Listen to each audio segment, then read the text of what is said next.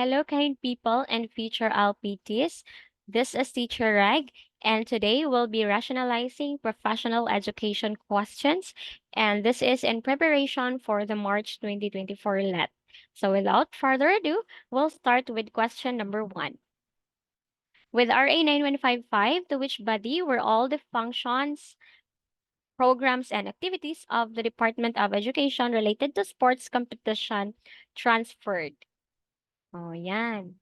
So, itong question na 'to, favorite 'to ni PRC. So, RA 9155, basta related sa sports, that's the Philippine Sports Commission. Okay? Now, remember this, ang RA 9155, yun yung tinatawag nating the Governance of Basic Education Act of 2001. Okay? RA 9155.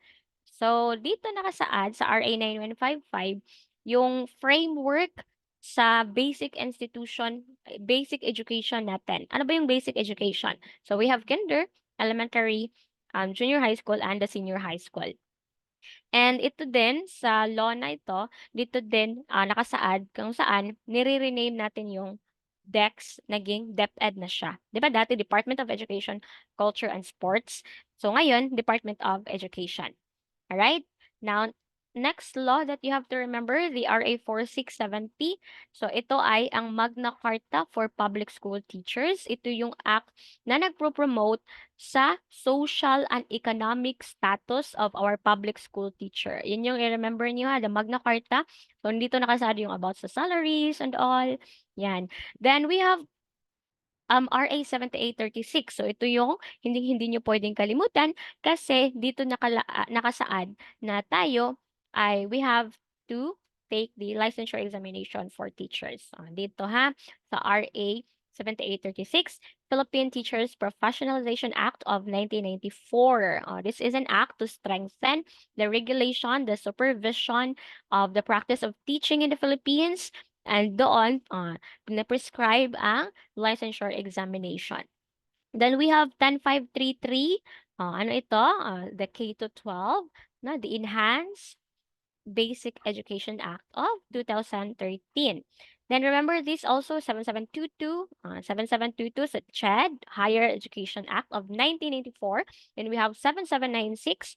This is TESDA naman. Technical Education and Skills Development Act of 1994. No? So that's sa TESDA. Ano ba ibig sabihin ng TESDA? Technical Education and Skills Development Authority, right? So take note no 1994, the CHED, the TESDA, as well as the 7836, 1994 din siya. So sino yung presidente during that time? Sino yung presidente ng Pilipinas na nag-sign ng law na yan? Si President Fidel Ramos. Okay? Next, number two identical beakers A and B are presented to the child. Teacher Sonny pours the liquid from B to C, which is taller and thinner than A and B, but has equal capacity with B. Teacher asks if the beaker A and C have the same amount of liquid. The child says no and points to C as the beaker that is more liquid. In which cognitive developmental stage is the child? So ito ay kay Piaget, di ba? So ang sagot natin dito ay the pre-operational. So, tingnan natin kung ano ba ang meron sa cognitive development stages according to Piaget. So, as teachers, we need to know this one ha. Huwag kang mag-take ng board exam kapag hindi mo to alam kasi favorite ni PRC ang cognitive development ni John Piaget. So, let's have here, we have sensory stage. Dito, birth to 2 years old. So, yung bata, um, nagre-rely siya sa kanyang senses, no? Coordination of senses with motor responses. Kaya siya sensory motor. So, yung actions niya, grasping, sucking, or reaching, o yan, yun yung action ng mga bata during this stage. So, dito din, ito na-develop na ng bata yung tinatawag nating object permanence. So, they believe that an object still exists even when out of sight. Yan yung object permanence.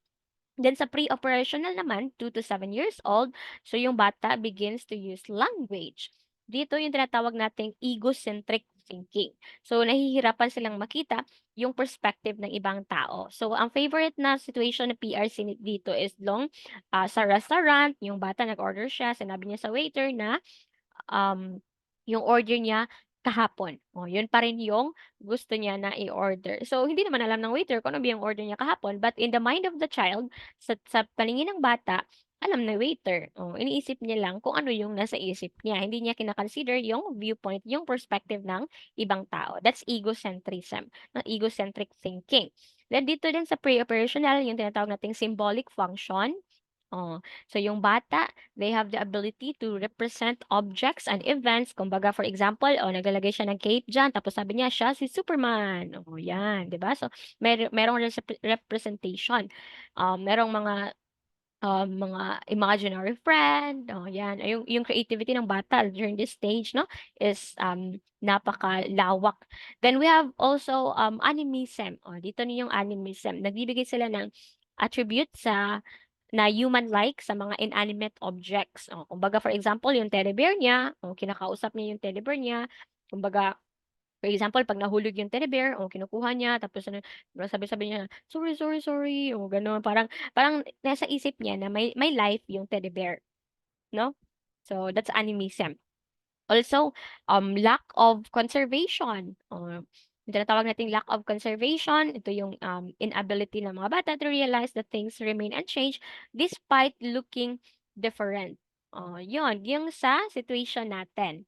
So, kahit equal naman talaga yung A and B, tapos, here, tingnan natin ha, basahin natin ulit.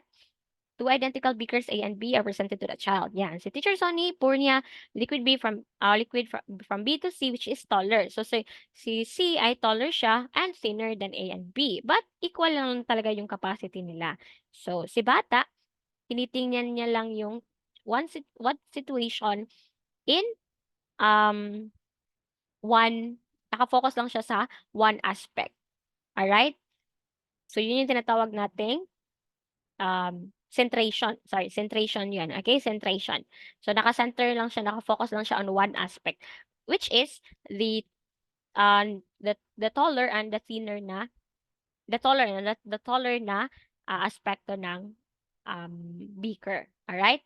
'Yan. So, that's centration. Then lack of conservation, ito yung inability nila to realize that, yung mga things, they remain unchanged despite looking different. For example, the ice and the water, 'di ba? So, it's still water, not the liquid ice, liquid water and solid ice, sorry. Liquid water and the solid ice. So, iniisip ng bata na it's different, pero it's still water, 'di ba? 'Yon. So, dito naman sa concrete here, concrete operational stage, ano naman dito? 7 to 11 years old. So, the ability to think logically, but only in terms of concrete objects lang, hindi mo na mga abstract objects. So, dito yung tinatawag nating decentering. Decentering, that's the ability to perceive different features. Then we have also reversibility. Na-recognize nila that certain operations can be done in reverse. For example, addition, same, it's the reverse of subtraction, di ba? Then subtraction and vice versa. Then also conservation on certain properties do not necessarily change with the change in appearance. Example, yung kanina, no? Dito, nag-determine ni bata that the solid ice is just water, is the same with the liquid water. Also, tinatawag nating serration. Serration, ito yung ability ng bata to arrange things based on one dimension. For example, arrange niya increase in an increasing order, or from the smallest to largest, or decreasing kaya, no, largest to smallest, or based on their height. Arrange niya, sinusort out na niya yung mga bagay-bagay.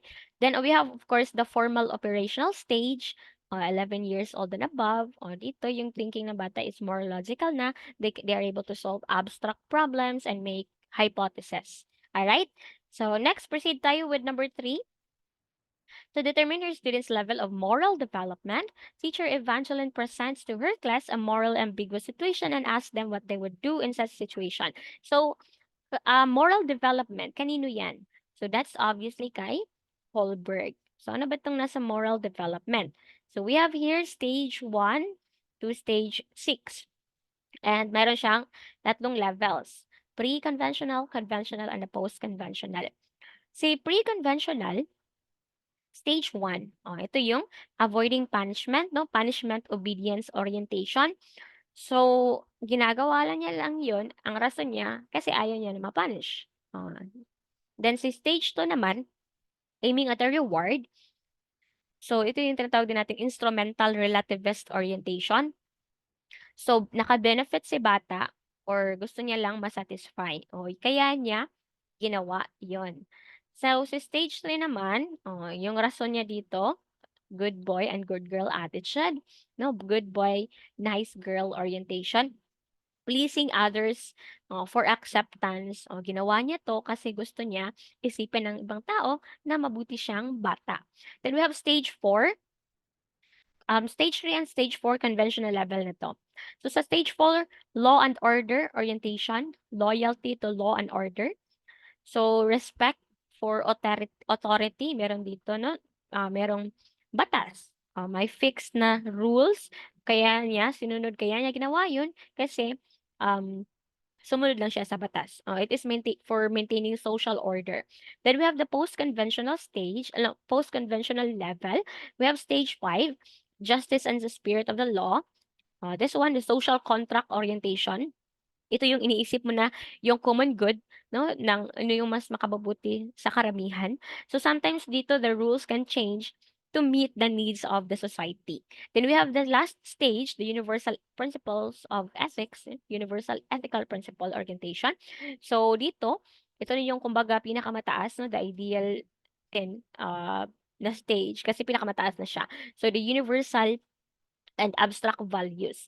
So, pwede siyang kahit iba sa batas o iba sa mga law, as long as that's your personal principle, ginawa mo yan kasi yan yung prinsipyo mo sa buhay, yan yung philosophy mo. So, that's sa stage 6 na yan. Okay? Sige. Kay Kohlberg, no? The moral development. Next, number 4. Which of the following will be Freud's description of the child's behavior. Teka lang, i-move ko lang tong face ko, ha? Ayan. Of the child's behavior if he has a biting, sarcastic manner. May sagot na pala nalagay. So, obviously, hindi itong letter D kasi kay Eric Erikson to, no? Then, biting, di ba? So, it's in the oral stage, fixated in the oral stage. Now, we have here examples of psychological fixation. So, sa oral fixation, yung smoking, gum chewing, nail biting, then the anal fixations, orderliness, obsessiveness, rigidity, and then for the phallic fixations, by the way, ano ba itong mga fixations? So, ito yung indulge ka too much on that stage, no? So, too much na siya. Naging fixated ka na.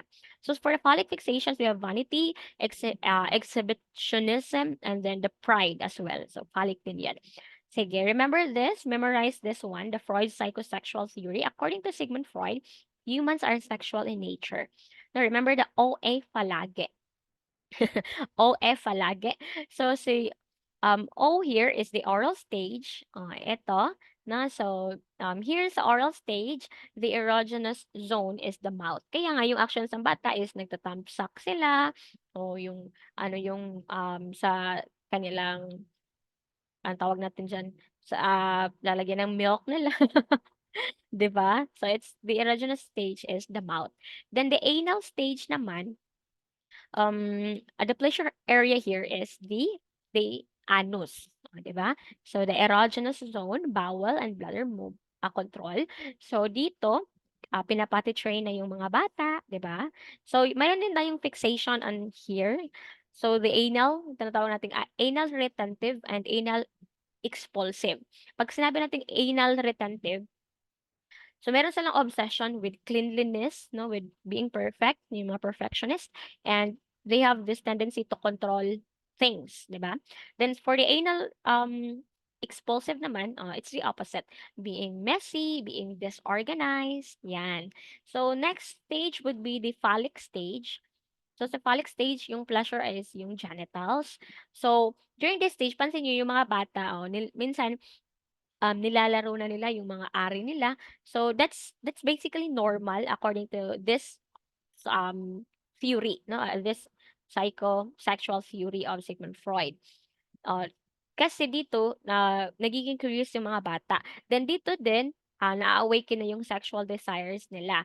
So meron tayong tinatawag na Oedipus complex and Electra complex. So kapag Oedipus complex, boys see their fathers as rival for their mother's affection. Kapag lalaki, Oedipus. Kapag Electra, babae. No, si girl, nakikita niya yung mama niya as rival niya sa affection ng kanyang papa. Then we have latent stage, the latency, latent. So the libido here is inactive, the pleasure area is wala. So the children mainly focus on the play and studies, 'di ba? And dito din yung mga lalaki nakaka-relate sila with kapwa niya boys and sorry, girls relate with girls. Now, for the next one is the genital stage. This is puberty onwards, no? Puberty to death, maturing sexual interest. So, the pleasure area is bumalik doon sa genitals. Alright? Sige, that's OA palagi. Number 5, what teacher is described in the following strand? Teachers can apply knowledge of content within and across curriculum teaching areas. Sa career stages ito, no, from the PPST, teachers can apply knowledge of content, nagsisimula pa lang si teacher, beginning teacher. So remember this, ha? You need to be familiar with the 4 career stages of PPST. Beginning teacher, those who have gained the qualifications recognized for the entry into the teaching profession. Nakapasa ka na, nakakuha ka na ng license, tapos nagsimula ka na nagturo. Kasi simula mo pa lang, you are considered as the beginning teacher. Then the proficient teacher naman, professionally independent. Ito yung tandaan nyo sa proficient teacher, ha? Independent siya. So, independent in application of skills, vital to teaching and learning process, display skills in planning, implementing, and managing learning programs. Yan. So, yan si profession teacher. Gumagawa lang siya mag-isa. Highly professional teachers naman consistently display a high level of performance. Yung tandaan nyo, consistent. Tapos, nagpo-provide siya ng support, nagme-mentor na siya kay beginning teacher. So again, si highly proficient, siya yung nag-mentor kay beginning teacher. So proficient teacher, hindi siya pwedeng mag-mentor kay beginning teacher. Kasi independent siya. Independent si proficient teacher. Si highly proficient, John, pwede na siyang magturo kay beginning teacher. And then we have the last one, the highest stage, the distinguished one, the career stage 4. Embody the highest standard for teaching. Sila na yung mga leaders natin, no? Mga global practices, and they lead their colleagues in promoting the quality teaching and learning. So, examples, yung mga nasa mataas na posisyon, the secretary natin, the DepEd secretary, then down to the rest of the leaders in education. No? Sila yung mga distinguished teachers. Sige, punta tayo sa parenting style. No, parenting style influences the children's development. So, let's proceed to the question. Which parenting style is authoritarian? Authoritarian. So, dapat alam natin itong mga parenting styles, ha? Sagot natin dito is letter D, parent C. Sa parent C, tingnan nyo. You should do it my way or else there's no discussion. Yan si authoritarian. So, ano ba itong nasa parenting styles natin? So, we have here the start one, the authoritative parenting. So, si authoritative, this is child-centered. Sinasolve na yung problem together with the child. So, si parent dito, warm siya, demanding din siya. Kasi meron siyang mga rules, pero supportive si parent. Rarely lang siya nag-i-enforce ng mga rules. Supportive siya, pero merong rules, no? So, not rarely. Nagsiset si authoritative ng rules na clear na rules and expectations. So, demanding siya, pero warm. Pero warm kasi open siya for communication with the child. Then the authoritarian, ito yung parent-driven. No, strict, very strict si parent. One way lang yung communication. Kumbaga, isipin natin na tayong mga ano ba, usually yung age natin sa age natin is, parang ganito yung parents natin dati na very traditional sila, na most of the Filipino parents, ganito yung style ng ti-teach nila sa mga ito yung style 'no ng parents mostly. Authoritarian. Kumbaga parang Jurassic yung yung method ng, mga parents. So ito, one-way communication, little consideration on the child's, emotional and behavioral needs, parent-driven lang. Nagbibigay lang siya ng rules, ganito, ganito, ganyan, ganitong gawin mo, wala nang ibang gagawin, ganito lang. So yan, very authoritarian. And then we have the permissive one. Kumbaga dito, nasa-spoiled yung mga bata kasi over supportive naman si parent 'no. Um Child-driven siya. Rarely lang siya nagbibigay ng mga laws niya, ng mga rules, oo. Pero grabe ka-supportive. Dito si permissive. Now then we have the uninvolved or neglectful na parenting style. Absent si parent dito. Little lang yung nurturance, yung guidance na binibigay ni parent sa bata. So nagiging indifferent yung child 'no, sa kaniyang social and emotional as well as kaniyang behavioral needs, so yun, feeling niya, walang nagmamahal sa kanya o nagse-seek siya ng love from other people. Then we have number 7. I hope that's clear. What teacher is described in the following strand? Exhibit exemplary practice using effective verbal and non-verbal classroom communication o exemplary. So, dito, si distinguished teacher na ito. Alright? So, remember again, the beginning teacher, that's the career stage 1. Those who have gained the qualifications na recognized for entry into the teaching profession. So dito si beginning teacher, sinusuportahan pa siya ni highly proficient. Then we have the profession teacher. Ito yung professionally independent. So, um, ina-apply na nila yung mga skills nila na vital for teaching and learning, pero independent sila. Then highly professional teacher naman, sila yung naging mentor kay beginning teacher. Consistently, dinidisplay nila yung high level of performance in their teaching practice. So dito din, this is the stage that the master teachers no, are expected to be at. Then the distinguished teacher naman, the career stage 4, this is the highest, di ba? The highest standard of teaching, grounded in global best practice. Yan. So they're recognized as leaders no, in education, mga contributors to the profession. They are initiators for collaboration and partnership. Yan. Sila yung mga distinguished teachers natin. Then let's proceed to number 8, whose role is being described in the statements. Conduct regular monitoring and evaluation of the experiential learning course, ELC, utilize and disseminate results. Ito yung role ni regional director. Alright? So, saan ba ito mababasa? According to the DepEd Order number 3, series of 2017, deployment of pre-service teacher. 'Di ba? Bago tayo naging intern, before the internship, kailangan basahin mo muna 'to, no? So, ito yung about sa deployment ng mga pre-service teacher. The role of dependent shed. So, nakasaad dito yung sa regional offices, the regional directors shall, nandyan sa number 3, conduct regular monitoring and evaluation of the ALC, utilize and disseminate results. Alright? Sige. ELC meaning experiential learning courses. Next, number 9, according to RA 9155, the heart of the formal education system is the school. The school yan, the heart of the formal education system.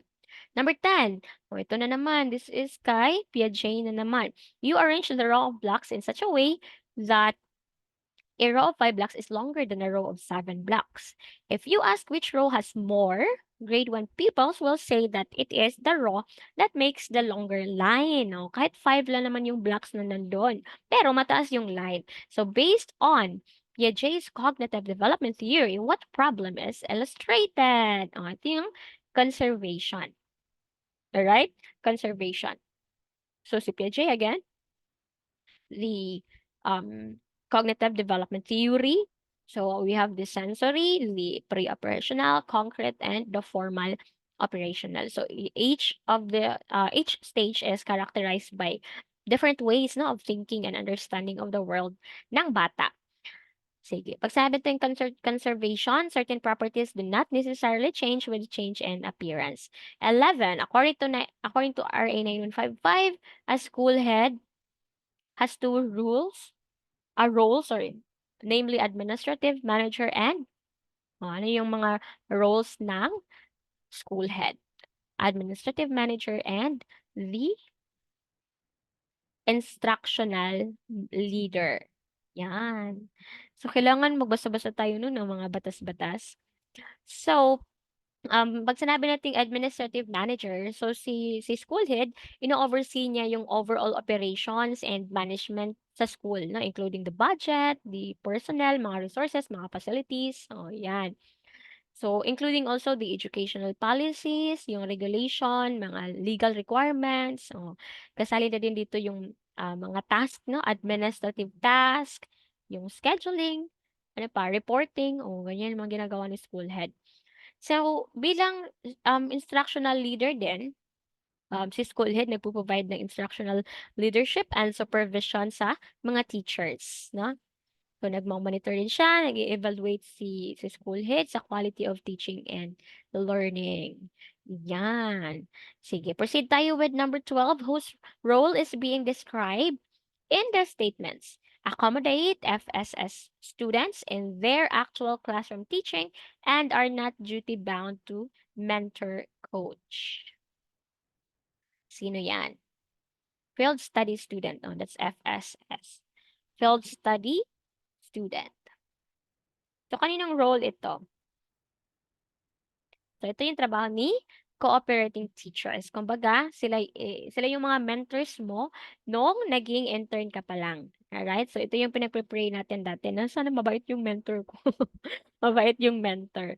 That's the cooperating teacher. Yun yung technical term, na tawag natin sa kanila, no? Sa mga mentors natin, mga cooperating teachers.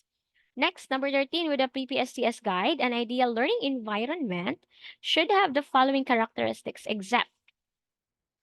Oh, this one. I hope you've read this question somewhere because paulit-ulit na din siyang tinatanong. Except yung hinahanap natin. So, alin ba dito yung hindi kasali sa environment? Oh. So, ang letter A, the learning environment. Oh, environment na yan. Letter B is safe and conducive for learning. It is referring to the environment as well. Letter D establishes and maintains consistent standards of learners' behavior. This is also for the environment, no? The behavior. Oh, di ba? Sa philosophy na behaviorism, we are also thinking of the behavior of this student based, I mean, we can associate that also to the environment na meron sa bata. So, this is letter C, builds many professional linkages. So we have here the domains, no, of Philippine Professional Standards for Teachers, the PPST. First is the content, knowledge, and pedagogy. O, si teacher dapat knowledgeable siya, no, sa content na ituturo niya, and pedagogy is the art of teaching. So, alam din ni teacher kung paano magturo, no, kung ano yung teaching and learning process, no, ano yung dapat, ano yung appropriate na method sa na kanyang ituturo. Kasi 'di ba nga, hindi lang enough na alam ni teacher ano 'to, anong merong master na master ni teacher yung subject matter, pero nahihirapan siya kung paano ituro, oh, 'di ba? So, dapat whole package na 'yun. Content, knowledge, as well as the art of teaching, yung pedagogy. Then, of course, also the learning environment. We should always make sure that the environment is conducive to learning. Oh, yan. So, factor din yan na i-consider natin. And we have also to consider that our learners are very diverse. O, galing sila sa iba't ibang background, iba't ibang races, iba't ibang religion, o different cultures, o diversity of learners, different learning styles. Oh, yan. So we should consider that, ha, diversity of learners. Then we have curriculum and planning. Oh, syempre, na mahalaga din, no? Oh, na we are planning. Oh, kasi hindi yung basta-basta nagtuturo-turo ka lang diyan, eh, wala ka namang direksyon na ano ba yung objectives mo pagkatapos, oh, 'di ba? So we have to plan. We follow certain curriculum as well. Then assessment and reporting. Oh, this one hindi kompleto yung teaching and learning cycle kapag walang assessment, right? Oh, so you should give feedbacks. Oh, dito na yung sa reporting. Yan. Then the community linkages and professional engagement as well. So si teacher, gamit na gamit siya sa komunidad, no? Kasi, kumbaga may mga ano sa barangay, may mga fiesta o gagawin si teacher na um magiging master of ceremony, o ano pa yung ise-serve ni teacher.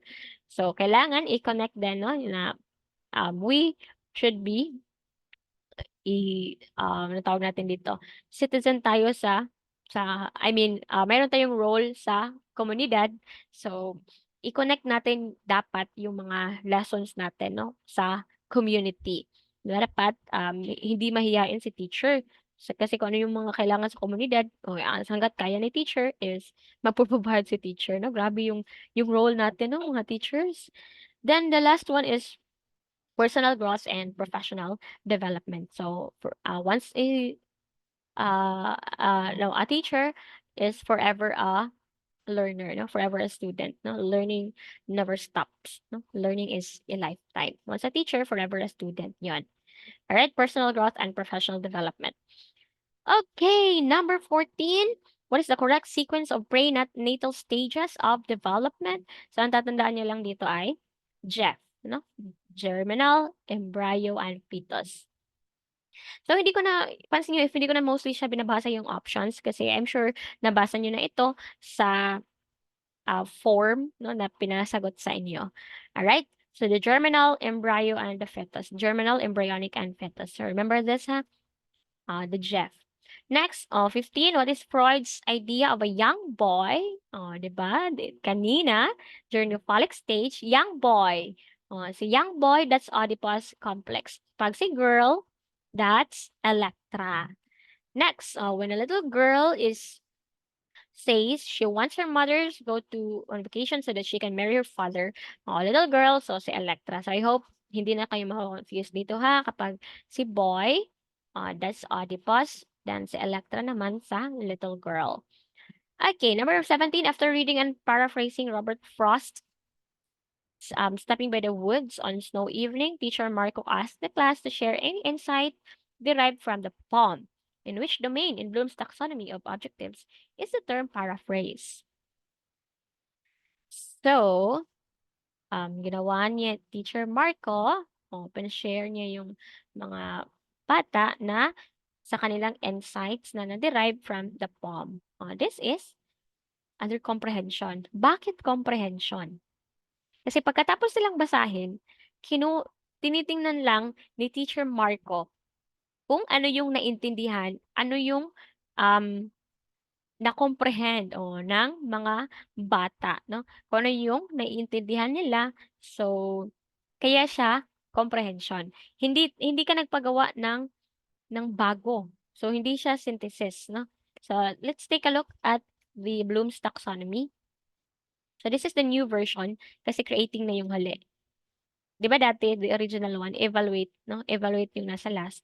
For the new version, creating yung nasa pinakaitaas.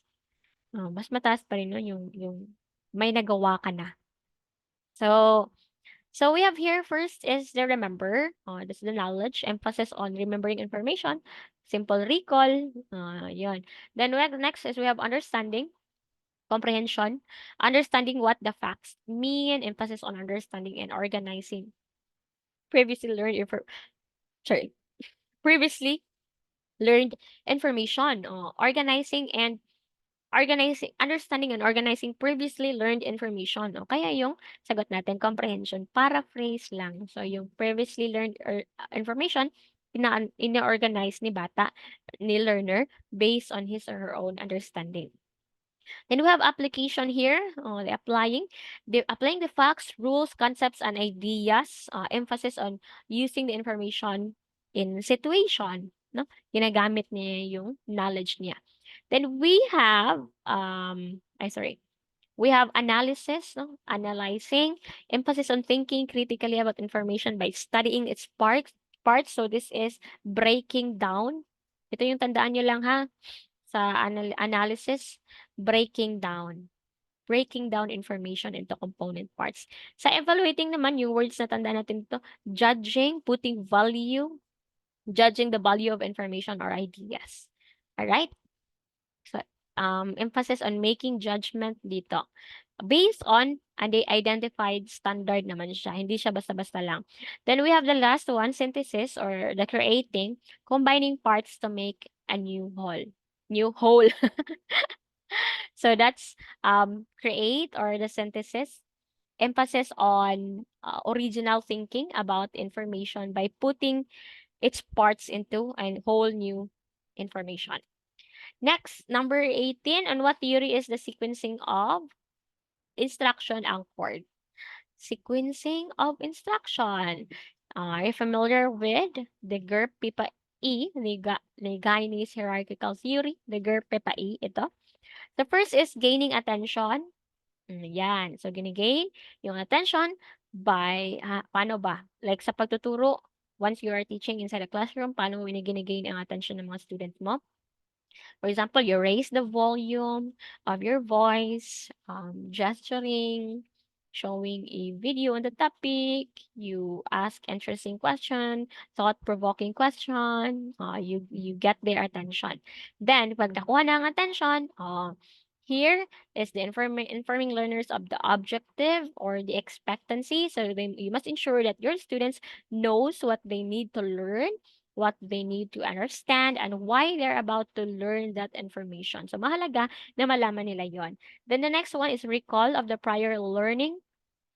So when your students learn something, um, something na bago, so they match that new information with the related information or topics that they've learned from the past. So you make connections na between what they are learning and their previous learning. Then we have the presenting the stimulus. Ito yung selective perception lang. So you present the new information to the students in an effective manner. So you have to organize your lesson in a logical, easy to understand na manner. Paano natin gagawin din yan? So we can try different um, or variety of media and styles na in our teaching and learning. So depending on the learning style of our students. Then the next level is providing learning guidance, no? Semantic encoding. So, we need to help our students retain the information. So, magpo-provide tayo ng mga alternative approaches. So, we need to help our students, no, so that they can learn effectively. Then, we have eliciting performance. Dito naman, ini-ensure mo that your students can demonstrate their knowledge on what you have taught them. Yan. Then, providing feedback, syempre, no, napakahalaga ng feedback. So, after na nag-demonstrate na nila yung knowledge nila, so you have to provide feedback. You have to give some reinforcement. You reinforce any points as necessary, no, na kailangan pa nilang baguhin. Then, we have assessing performance. So, here, your students should be able to complete a test or other mga measurement tools showing what they've learned, if effective ba, no, yung pagtuturo mo sa kanila. So, yan. Then the last one is enhancing retention and transfer. At this stage, your students show that they've returned their information by transferring their new knowledge or skill to a situation that are different from the ones na tinuro mo sa kanila. Na kapag nagamit na nila, na-apply na nila. Alright, so memorize this one, the GERP Peppa E. So, pwede din siyang ipa-arrange sa inyo, no, from level 1 to level 9. So, you have to memorize the GERP Peppa E. Next, number 19. When small children call animals dogs, what process is illustrated based on Piaget's cognitive development. So, ito na naman si Jean Piaget. So, here, we have here the schema. Ito yung mga terms natin, no? The schema, schema. Ito yung cognitive structure or tinatawag nating prior knowledge. So, the schema niya, yung lumilipad, that's a bird. Tapos si bata nakita siya ng airplane. So from his existing schema, he called the airplane bird, no? That's assimilation. Yan yung assimilation. So kanina si bata lahat ng yung mga animals sinatawag niya na dogs. based sa kanyang prior knowledge lang. That's assimilation. S here in assimilation stands for same. Di ba? Same lang. Same, same. Alam niya, yung bird, yung mga lumilipad, tapos nakita siya ng airplane, tinatawag niya na bird. Di ba? Tapos, yung accommodation naman, accommodation, yung letter C in accommodation stands for change. Di ba? So, tinuruan siya ni mother na, no, mother told him it's an airplane and people travel in it and it's not a living thing. So alam na ni bata this time na si airplane ay iba sa bird. That's accommodation, no? Binagomodation yung iisipin natin dyan. No? So, assimilation is, same lang. So, alam niyo, this is really true. Na observe ko siya sa pamangkin ko. So, alam niya, nung tinuturuan ko pa siya ng about sa animals. So, ito, alam niya yung dog. Pag nakakita siya ng picture ng dog, dog, dog. Tapos, nakikita siya ng picture ng tiger. Tapos, tinawag niya na dog. 'Di ba? And also horse. Dog pa rin yung tawag niya.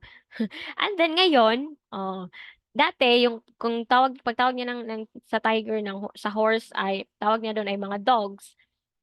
Assimilation yon, no? Kasi based on his schema.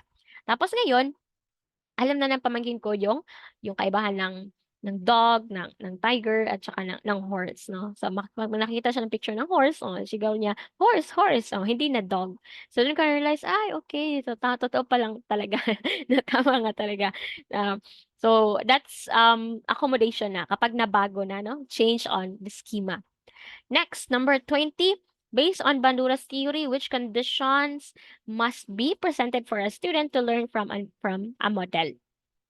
So, itong lahat, no? ARMM. Tandaan nyo yun na, ARMM, attention, retention, motor reproduction, as well as motivation. Ito si Albert Bandura, the social learning theory. So, he believed on the importance of the role of our models, no? So, kaya nga tayo mga teachers, we are role models. So, most likely, kung ano yung mga ginagawa natin, lalong-lalo na sa elementary, no? So, magagaya siya ng mga bata. So, here, we need first the attention. Dapat yung model, makapture niya yung observer's interest, no? Yung worth imitating yung behavior. Dapat ganon. Then, we have the retention. Dito, hina-highlight ni Bandura dito na sa retention process, yung imitation, napakahalaga dito, no? Yung mga individuals, they symbolically store the model's behavior in their minds. So, how will the behavior is remembered is a very crucial na factor. So, the next one is the motor reproduction. This time, the ability of the observer to perform the behavior of the model. So, ginagaya-gaya na niya yung style, no, ng model. So, hindi lahat mare-retain. So, kung ano lang yung mga worth remembering according to the observer, yun lang yung mata-transfer dito sa motor reproduction. Then we have the last one, motivation. Syempre, para patuloy na gagayahin niya rin. So, kailangan merong motivation. Alright? So, ito yung memorize this ha. Attention, retention, motor reproduction, and motivation. Social learning theory ni Albert Bandura. According to Tolman's theory on purposive behaviorism, so si Tolman siya yung father of purposive behaviorism. Dapat yung behavior ay yung learning ng bata ay goal-directed. So ano yung implication nito sa teaching natin? Dapat yung lessons natin, yung evaluation natin is naka-based siya sa objectives natin. Letter B, tingnan mo, set as many objectives as you can. Hindi, maganda. Ang mangyayari diyan, malito-lito na yung bata or pati ikaw, no? Ang dami mo nang gustong ma-achieve, hindi naman siya kayang i-achieve lahat. So, hindi na siya smart. Then, we have stick to your objectives no matter what happens. No, there will be times that you have to like change it as well, no, depending on the situation, on the application, no?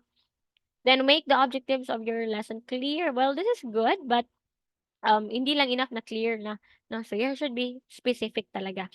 So, you evaluate the lesson based on your objectives. For example, in a situation, yung objective mo is, kailangan yung mga bata matutunan silang mag-add and mag-subtract.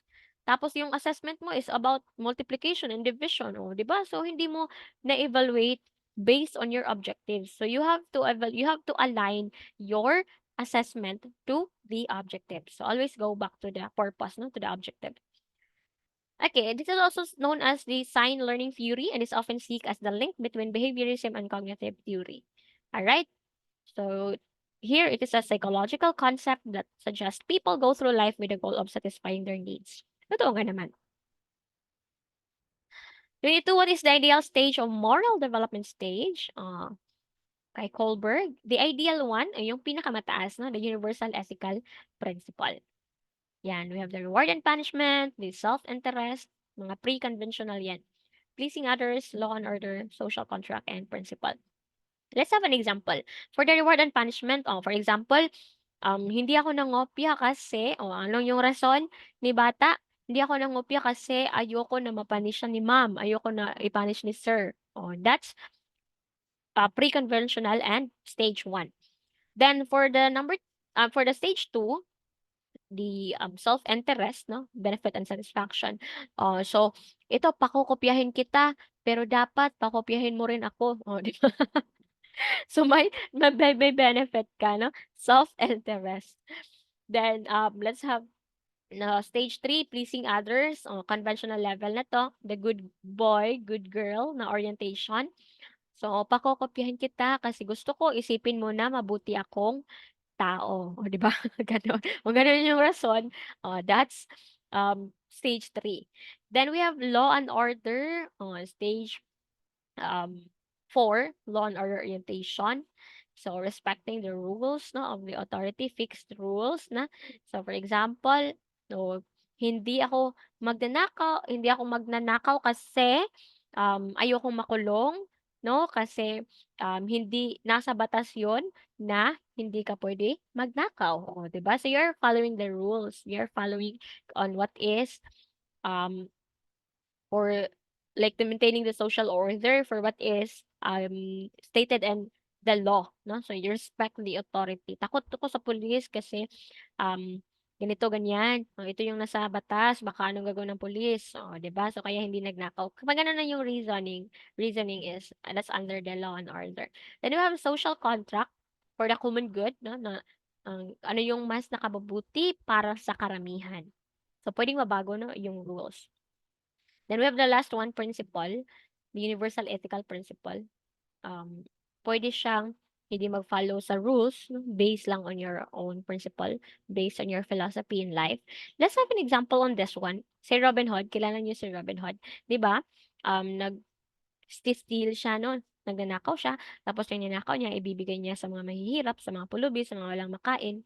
So kahit alam niya na mali yung pagnanakaw, based on Robin Hood, kanyang prinsipyo ay nakatutulong siya, 'di ba?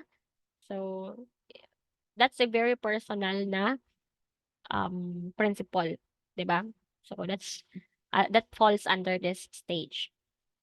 Kahit hindi siya naka-follow sa batas, pero sa ethics natin, still evil pa rin yung act na 'yon. Kasi hindi natin ma-justify yung means, yung end, no?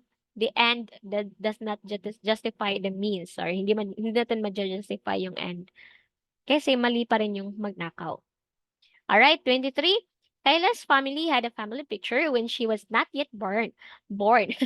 Unable to see herself in a family picture, she cried despite her mother's explanation that she was not yet born when the family picture was taken. Oh, very egocentric si Kayla. Yan. Kasi nakikita niya lang from her own perspective. Ito yung mga bata sa pre-operational stage. Alright? So, egocentrism. Next. Nandiyan na pala. Yan. Egocentrism. Young children struggle to see things from others' perspective. That's egocentrism. Okay, again, memorize this one. No? Smart people cook fish, sensory, pre-operational, concrete, and the formal one. Next, to help a student learn the optimum, Vygotsky's advises us to bridge the student's present skill level and the desired skill level by, anong tawag natin dyan? Vygotsky. By scaffolding. Alright? So, yung social cultural theory ni Levi Vygotsky, no? So, social interaction plays an important role in the cognitive development of the bata. So, the social interaction and language, yan yung two central factors na kinakonsider ni Levi Vygotsky. So, meron tayong term na scaffolding here. So, that's the appropriate assistance given by the more knowledgeable others, no? To assist the learners to accomplish the task. Yun yung scaffolding. So, we have also the ZPD, no? The zone of proximal development. That's the difference between what the students can do and what she can do with the help of others. Yan yung zone of proximal development. So, dito, sa can do alone, zone of actual development, ito yung kaya ng bata na siya lang mag-isa. Tapos the zone of proximal development, ito yung kaya niyang gawin na may assistance, na may tulong. And then out of reach zone, ito yung hindi na niya kayang gawin kahit may tumulong pa, no? Kahit may mentor pa, hindi niya kayang gawin. That's the out of reach zone. Alright? So, ang hinahanap natin dito is the term na scaffolding. Next, based on Piaget's theory, what should a teacher provide in the formal operational stage? Formal, syempre, that's the last stage. So, hypothesis formulation. So, kasi ang bata dito, marunong na silang mag-isip, maintindihan na nila in a logical manner, in in in an abstract, no, na thinking. So, that's kaya na nilang gumawa ng hypothesis. So, that's hypothesis formulation, formal operational stage. Next, number 26. The Department of Education gives greater emphasis on the development of basic skills. What is the philosophical basis for this? Philosophies of education, basic skills. This is referring to essential. No, what is essential? Essentialism. Essentialism. So, for example, the 3 R's, reading, writing, arithmetic. So, let's have different philosophies of education kasi hindi din siya nawawala. Favorite siya ng BRC. Pag sinabi nating idealism, ito yung about idea, no? Sa mind lang siya, mind and spirit, no? So, realism naman, ito yung mga tangible things, no? What we can see, what we can touch. So, pragmatism naman, ang tandaan natin dito is for practical use, learning by doing, no? Mga skills for application na practical use. Essentialism, yung mga basic skills, mga essential siya, no? So, mga content, focus siya sa content lang, no? Mga body of knowledge. Then, perennialism, forever itong perennialism, mga unchanging history. Di ba? Then, existentialism naman, dito the bata are given freedom and choice. It teaches them to be responsible. And we have social reconstructionism. It is about the society, not changing the society. Progressivism naman, this is child-centered. Also, learning by doing, no, child-centered. Nakafocus ka sa growth and the development of the bata. Then hedonism, ito yung nakafocus sa pleasure, no? Hedonism. Utilitarian naman, also for the common good, no? The betterment of others, kung paano siya utilize, paano siya ginamit. Sa behaviorism, ang tandaan natin dito is the behavior is learned from the environment. Example of this one in the classroom is you have to like keep your classroom conducive to learning, keep it clean, kasi kinakasider mo yung philosophy na behaviorism. Kasi nurture yung behavior ng bata also based on the environment. So mahalaga din, no, yung environment. That's behaviorism. Next, 27. Teacher M reviews his students as unique, free choosing, and responsible individuals. Binibigyan mo sila ng freedom, kalayaan, existentialism yan. Remember that, ha? Next, 28. Religious rituals in the classroom and in the school programs prove the deep natural religiosity of the Filipinos, which philosophy has greatly contributed to the tradition. This is Confucianism. Confucianism. So, sino ba yung proponent ng Confucianism? Si Confucius. Alright? Si Confucius. So, dito, sinasaad na yung life natin ay isa siyang gift and it must be treasured. Also, the golden rule, no? Do not do unto others what you don't want others to do unto you. Yan. Sige. Next, 29. In order to make Roman education truly utilitarian, how should the day-to-day lessons be taught? Roman. Ano ba yung nasa romance?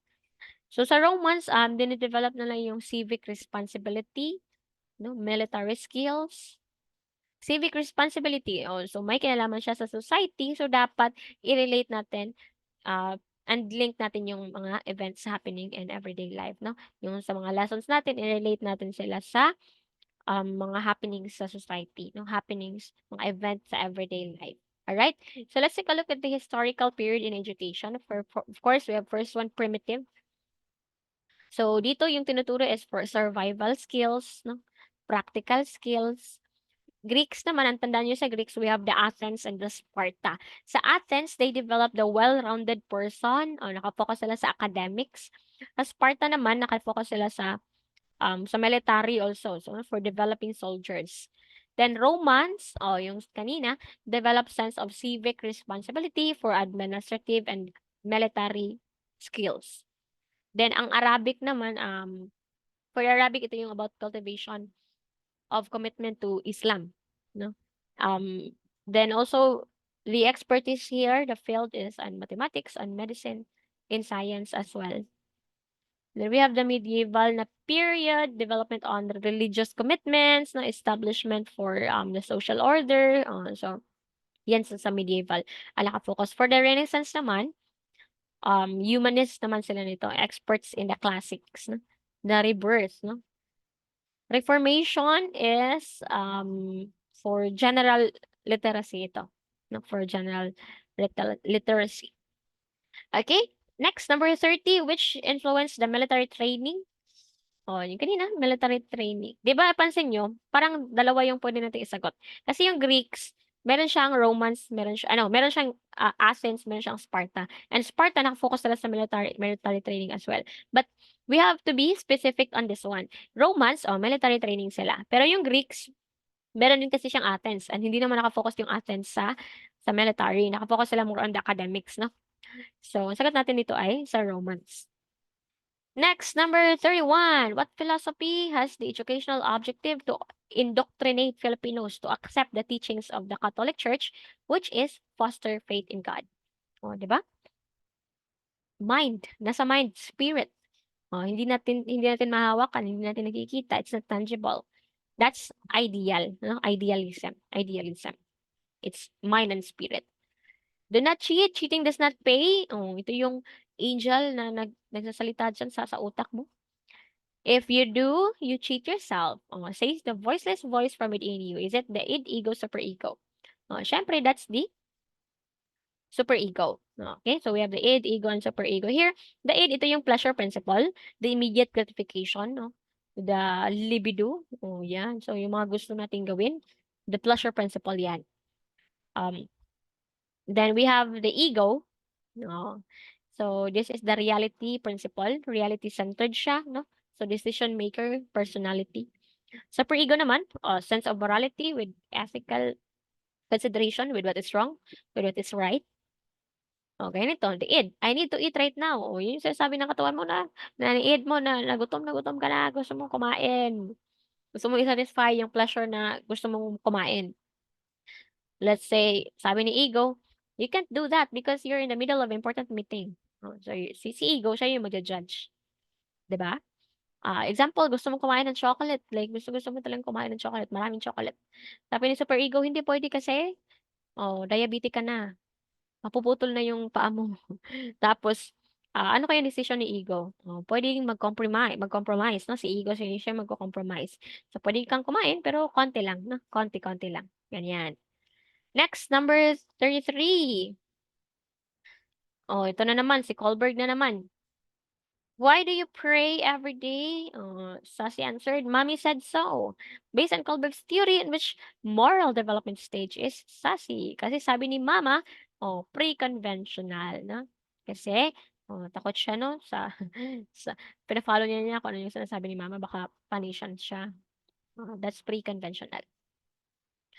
Next, why is babyhood referred to as the critical period in personality development? Because, again, binibilisan lang po natin, no? And we are not reading all the options kasi nabasa nyo na ito on your the form, no, na binigay sa inyo. So, We are just directly reading the question, then giving the answer and all. So, bakit critical yung period ng babyhood? It's because at this time, the foundations are laid upon which adult personality structure will be built. So, kaya napakalaga kung ano talaga yung nasa environment ng bata kasi ganyan yung foundation ng kanyang personality, no?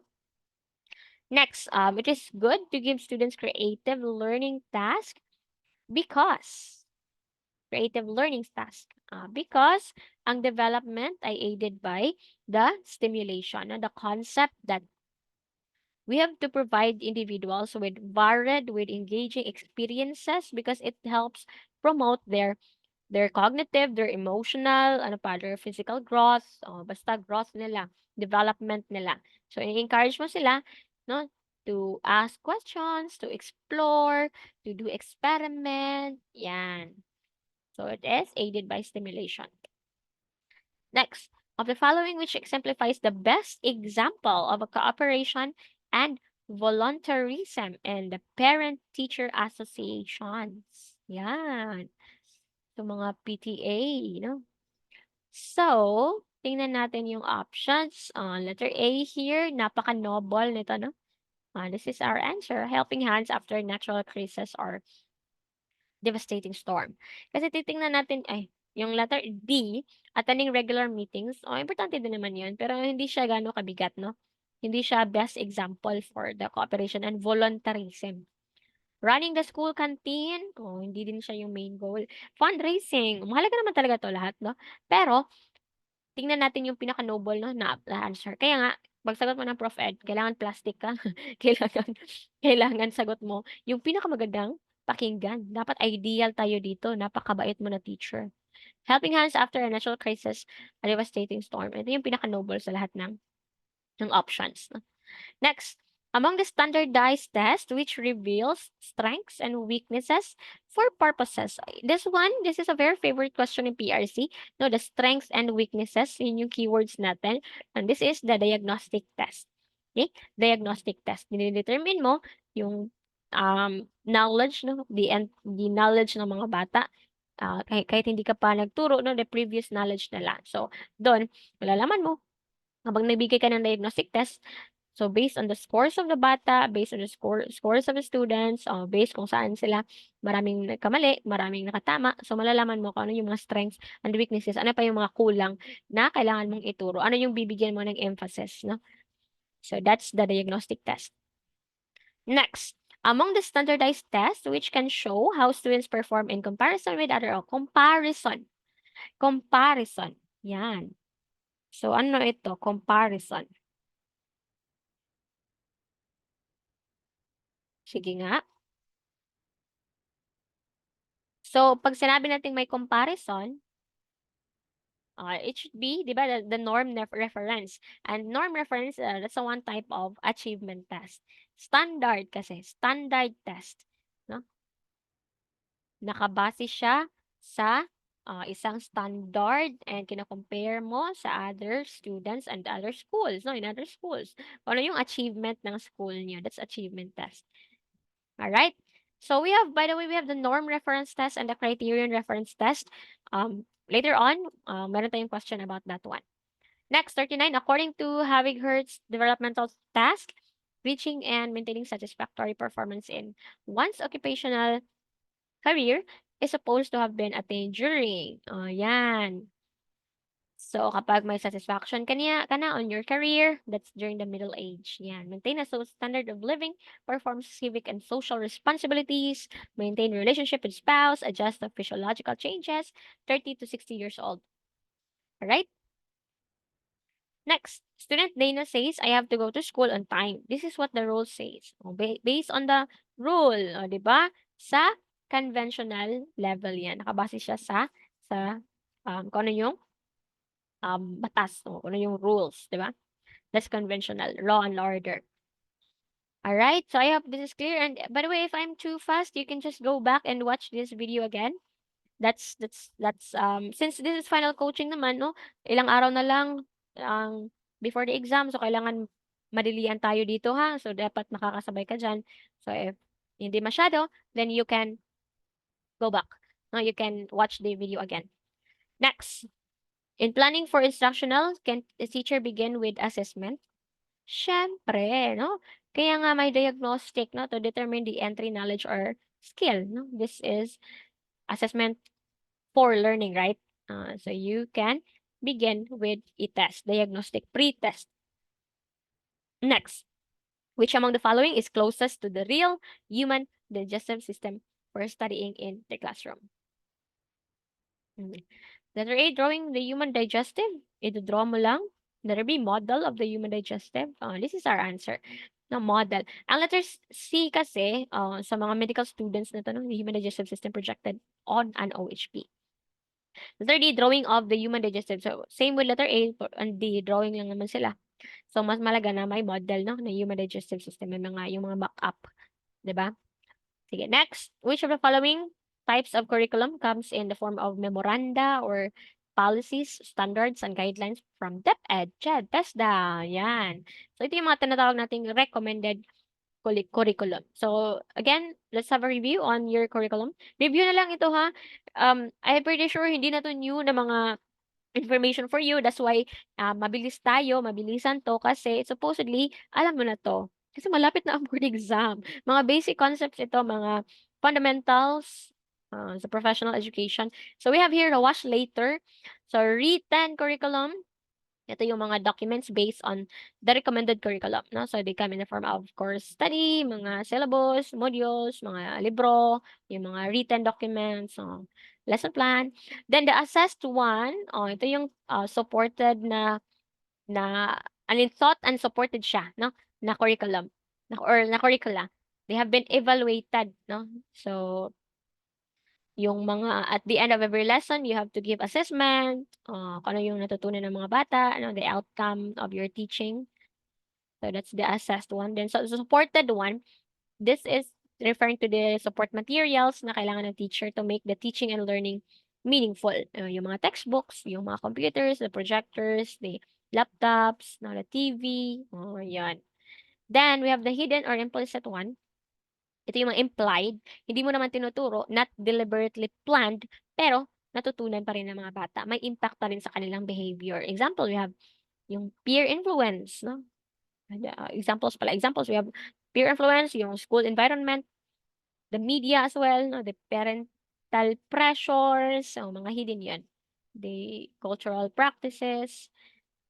The learned one, of course, refers to what the students know, what the students gained from the course or from that subject, no, based sa tinuro mo. Okay? Then we have the taught curriculum. Ito yung actual. Pinuput mo into life, no, yung written curriculum.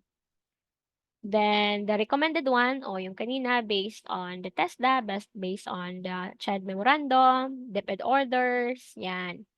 Okay? Sige, next. Number 44. Here is a question. Is a paragraph a good one? Evaluate. If broken down to simplify, which is the best simplification? This type of question actually would test also if mag-overthink ka ba talaga. So, ang tanong lang naman is the paragraph a good one? So, syempre, yung i-simplify mo siya, is a paragraph a good one? Why or why not? You just have to know kung good ba siya or hindi. And you have to give your reason. So, hindi mo na sabihin na, why is the paragraph a good one? O, tanong ka pa, bakit good? If you ask to evaluate something, what do you do? Evaluate the paragraph. Ano? Huwag ka na mag-overthink, alright? So, this is letter B, bravo. Which one is in support of greater interaction? Probing, repeating the question, not allowing students. So, hindi na itong not allowing students. Selecting the same students' respondents. So, hindi din. So, this is probing. No? Probing ito. Now, ano ba kaiba ng probing and prompting? Pag sinabing probing, the goal dito is correcting, for improving, for expanding the student's initial response. No? So, pwede siyang gamitin for clarification. Parang isipin mo na lang, gusto mo na probing, gusto mo i-prove ng bata kung ano yung sagot niya, gusto mo i-justify niya, gusto mo ma-clarify kung talagang naiintindihan niya talaga yon, no? Ang prompting naman, this is, nagbibigay ka ng clue, gusto mong itulungan yung bata na makasagot siya. So you ask them questions, parang ito yung Socratic method na question and answer. So you have to get that knowledge sa bata na siya mismo mag-iisip siya based doon sa mga tinatanong mo, no? So, yan. So you can like reword also the original question. All right. So sige, next 46. This theory states that there are 8 basic development stages that an individual must pass through. Kay Eric Erikson, the psychosocial. Dapat alam mo din to, teachers ha. Alam mo na tong psychosocial ni Eric Erikson. Yan, we have here the first one, trust versus mistrust. Sa infancy, during infancy. So, hope yung virtue natin dito. So, si bata, kailangan ma-meet yung basic needs niya, yung nourishment, affection, para magka-develop siya ng trust, no, sa kanyang surroundings. If hindi siya masyadong na-meet, so si bata, most likely, ito yung makukuha niya yung conflict, no, yung mistrust, no, hindi siya matakot siyang magtiwala. Then we have the next one, early childhood, autonomy versus shame and doubt. 1 to 3 years old, dito na yung terrible 2, ganyan yung pamangkin ko ngayon. So, autonomy, gusto nila na sila na talang taga ang gagawa, gusto nila na sila na lang. Yan. Merong will, no? So, develop a sense of independence in many tasks. So, it would be better na hayaan din natin sila minsan na gusto nilang gawin. Gawin nila yung gusto nilang gawin, no? To let them explore, given lang na guided sila. Then we have the play stage, no? Sa preschool, initiative versus guilt. Dito, purpose naman yung virtue na nakuha natin dito. So, they take initiative on some activities. So, they may develop guilt when unsuccessful or na-overstep yung boundaries. So, napaka-critical no, ng mga stages na ito. Then, the industry versus inferiority. This is the school age. Competence yung virtue natin dito.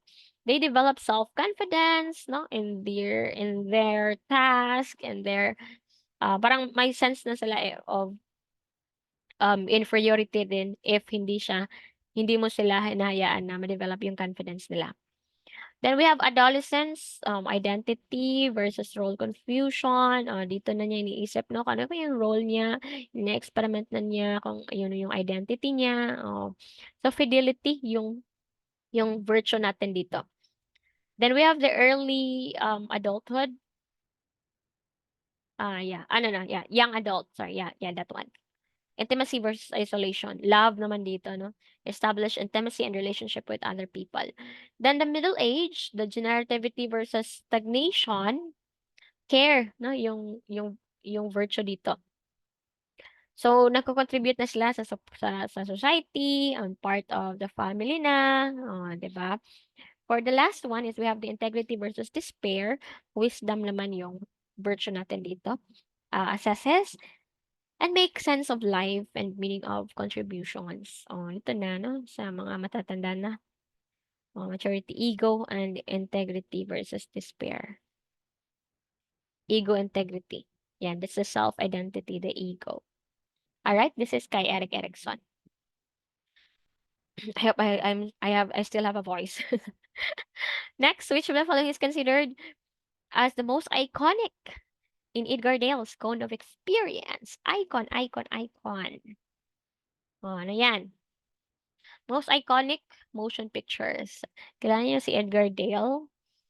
So, memorize this one. Direct, purposeful experience, contrived experiences, dramatized, and so on until the verbal symbols. So, remember this. This is from concrete to abstract. So, yung pinaka-concrete dito, yung nasa bottom ng pyramid. The base ng pyramid. Then, the abstract one is dito sa, tawag natin dito, papunta sa peak ng pyramid. So, according also here, after 2 weeks, we tend to remember 10% of what we read only. Then, 20% kung ano yung naririnig natin. 30% of what we see. And 50% of what we see and what we hear. And 70% of what we say. And then the last one, 90% of what we say and what we do. Diba? So, yun. Memorize this, ha?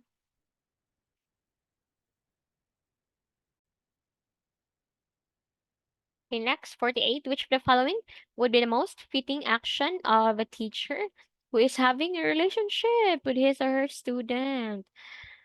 Oh, this one, alam niyo yung tanong na to, you have to really analyze this one. Um, if for the higher education, I think this one is applicable, no? Sa higher education, ito.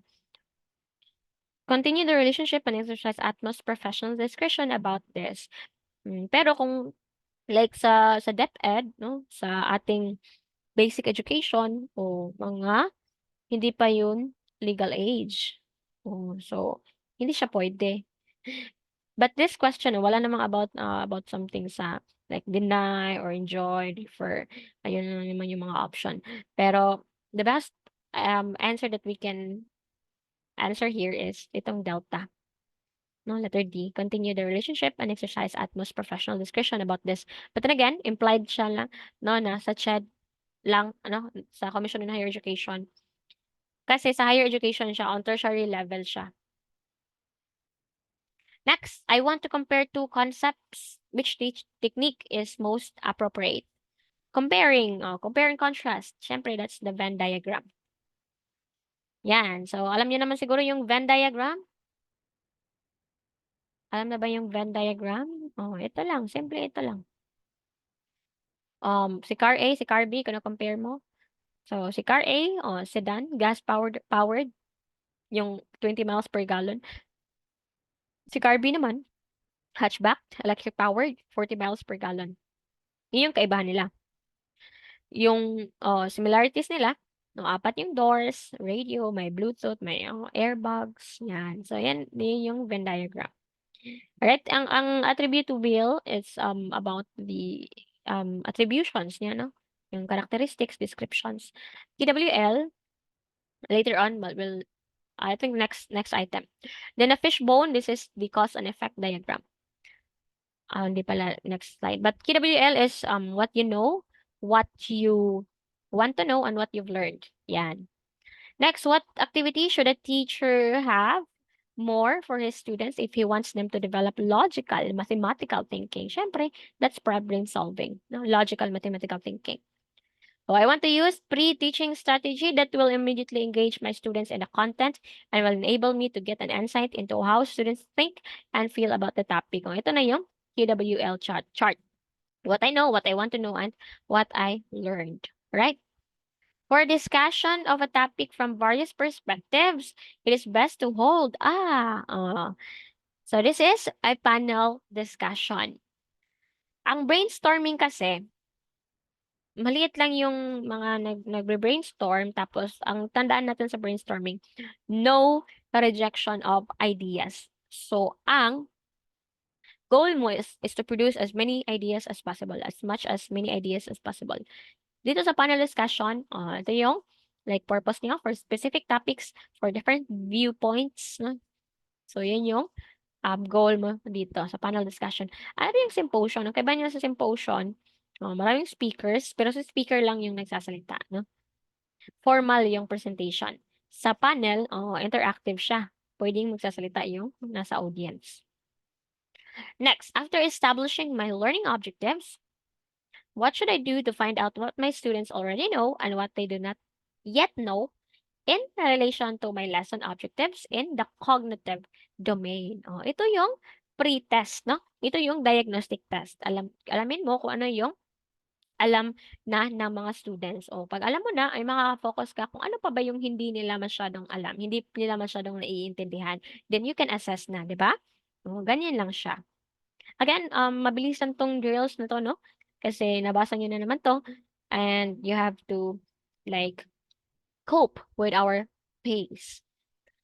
Next, what characterizes a genuine change? Genuine, change in, hindi lang sa appearance, hindi lang sa form, hindi lang sa physical attribute, but sa substance. Yan yung genuine change. Alright? At the end of my lesson on the role of a teacher in learning, I asked the class, in what way is a teacher an enzyme? With this question, it engaged the class in. So, kina-compare niya, no, yung may direct comparison. Si teacher ay enzyme daw. Oh, 'di ba? It's a metaphor. Metaphorical thinking 'yan. All right? That's metaphorical thinking. Next, 56, Miss De Leon is a sickly teacher. She gets to school even late and not feeling well. What provision in RA 7836 does she violate? Ang hirap no, kapag ganito, yung teacher natin. Hindi na masyadong pumapasok sa school, palagi pang late, not feeling well always. So that this is letter B. Teachers should be physically, mentally, and morally fit to teach. Next, for meaningful teaching and learning, it is best to connect the lesson to the life of a student by integrating a relevant value in the lesson. Which principle is applied? Sige nga. So, hindi lang kailangan na smart, no? Ang nire-refer kasi natin dito, although tama 'tong mga nasa options, ang hinahanap natin is itong option B. So, kailangan meron tayong domains, 2 or 3 ang ini-integrate mo sa kanilang learning outcomes. So, we have cognitive, affective, and the um, psychomotor na domain. Ito. So, pag sinabi natin cognitive, the thoughts, thinking, mental skills, and knowledge. Memorizing, reasoning, as long as it's mental. Then, affective naman, ang dine-develop mo dito yung attitude, yung self nila, no? Yung emotions nila, the feeling. For psychomotor naman, the skills, manual, physical skills, actions na they're doing. So, kumbaga, isipin mo, itong domains of learning na to, this is about the holistic development of the bata. So, hindi lang kailangan na good siya mentally, like, marunong si bata dito, knowledgeable siya dito, napaka-smart niya na person, about this one, napaka-master niya yung topics niyo, yung subject niyo, but hindi na-develop yung affective na side, no ba? Walang values na nakukuha, so hindi din pwede yun, 'di ba? Then, for the psychomotor naman, also, this is very important for the skills, no, ni bata or ni student. Alright? So, kailangan holistic yung development. Hindi lang nakafocus sa cognitive.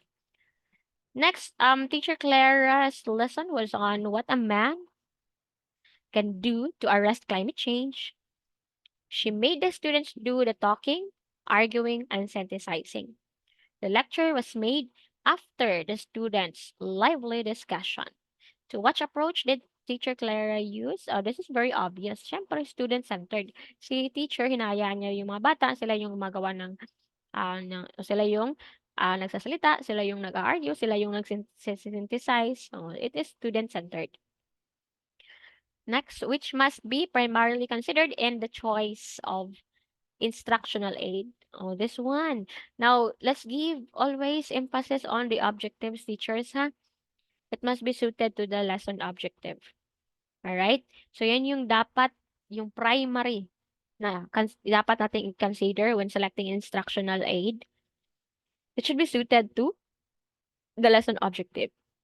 What if, ang dami mo ng, like, ang ganda ng ginamit mo na material for teaching and all, ganyan-ganyan, napakaganda. Pero hindi siya suited for the lesson objective. Mahihirapan pa rin na ma-achieve yung objective mo. So, you have to really consider first the lesson objective.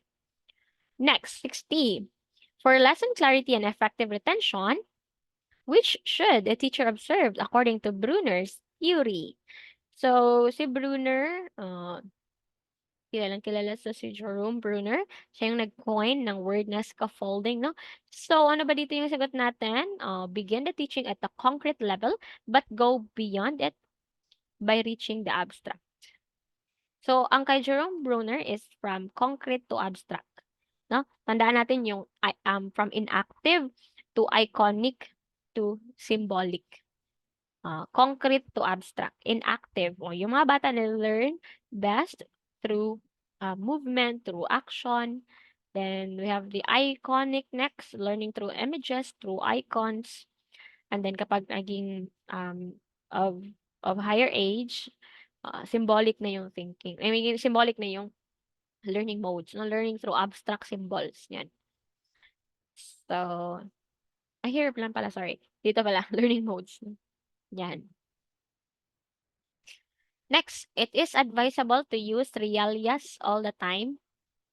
Is it advisable? Is it advisable to use realias? um, hindi siya puwede 'no, na palagi mong gagamitin for the sake of variation 'no, sa ating instructional materials, for the variety of instructional materials. Kasi magiging boring yung klase mo, hindi na siya masyadong effective yung pagtuturo mo kung paulit-ulit mo na gagamitin yung ano yung ginamit mo dati. So you have to have variation. Next.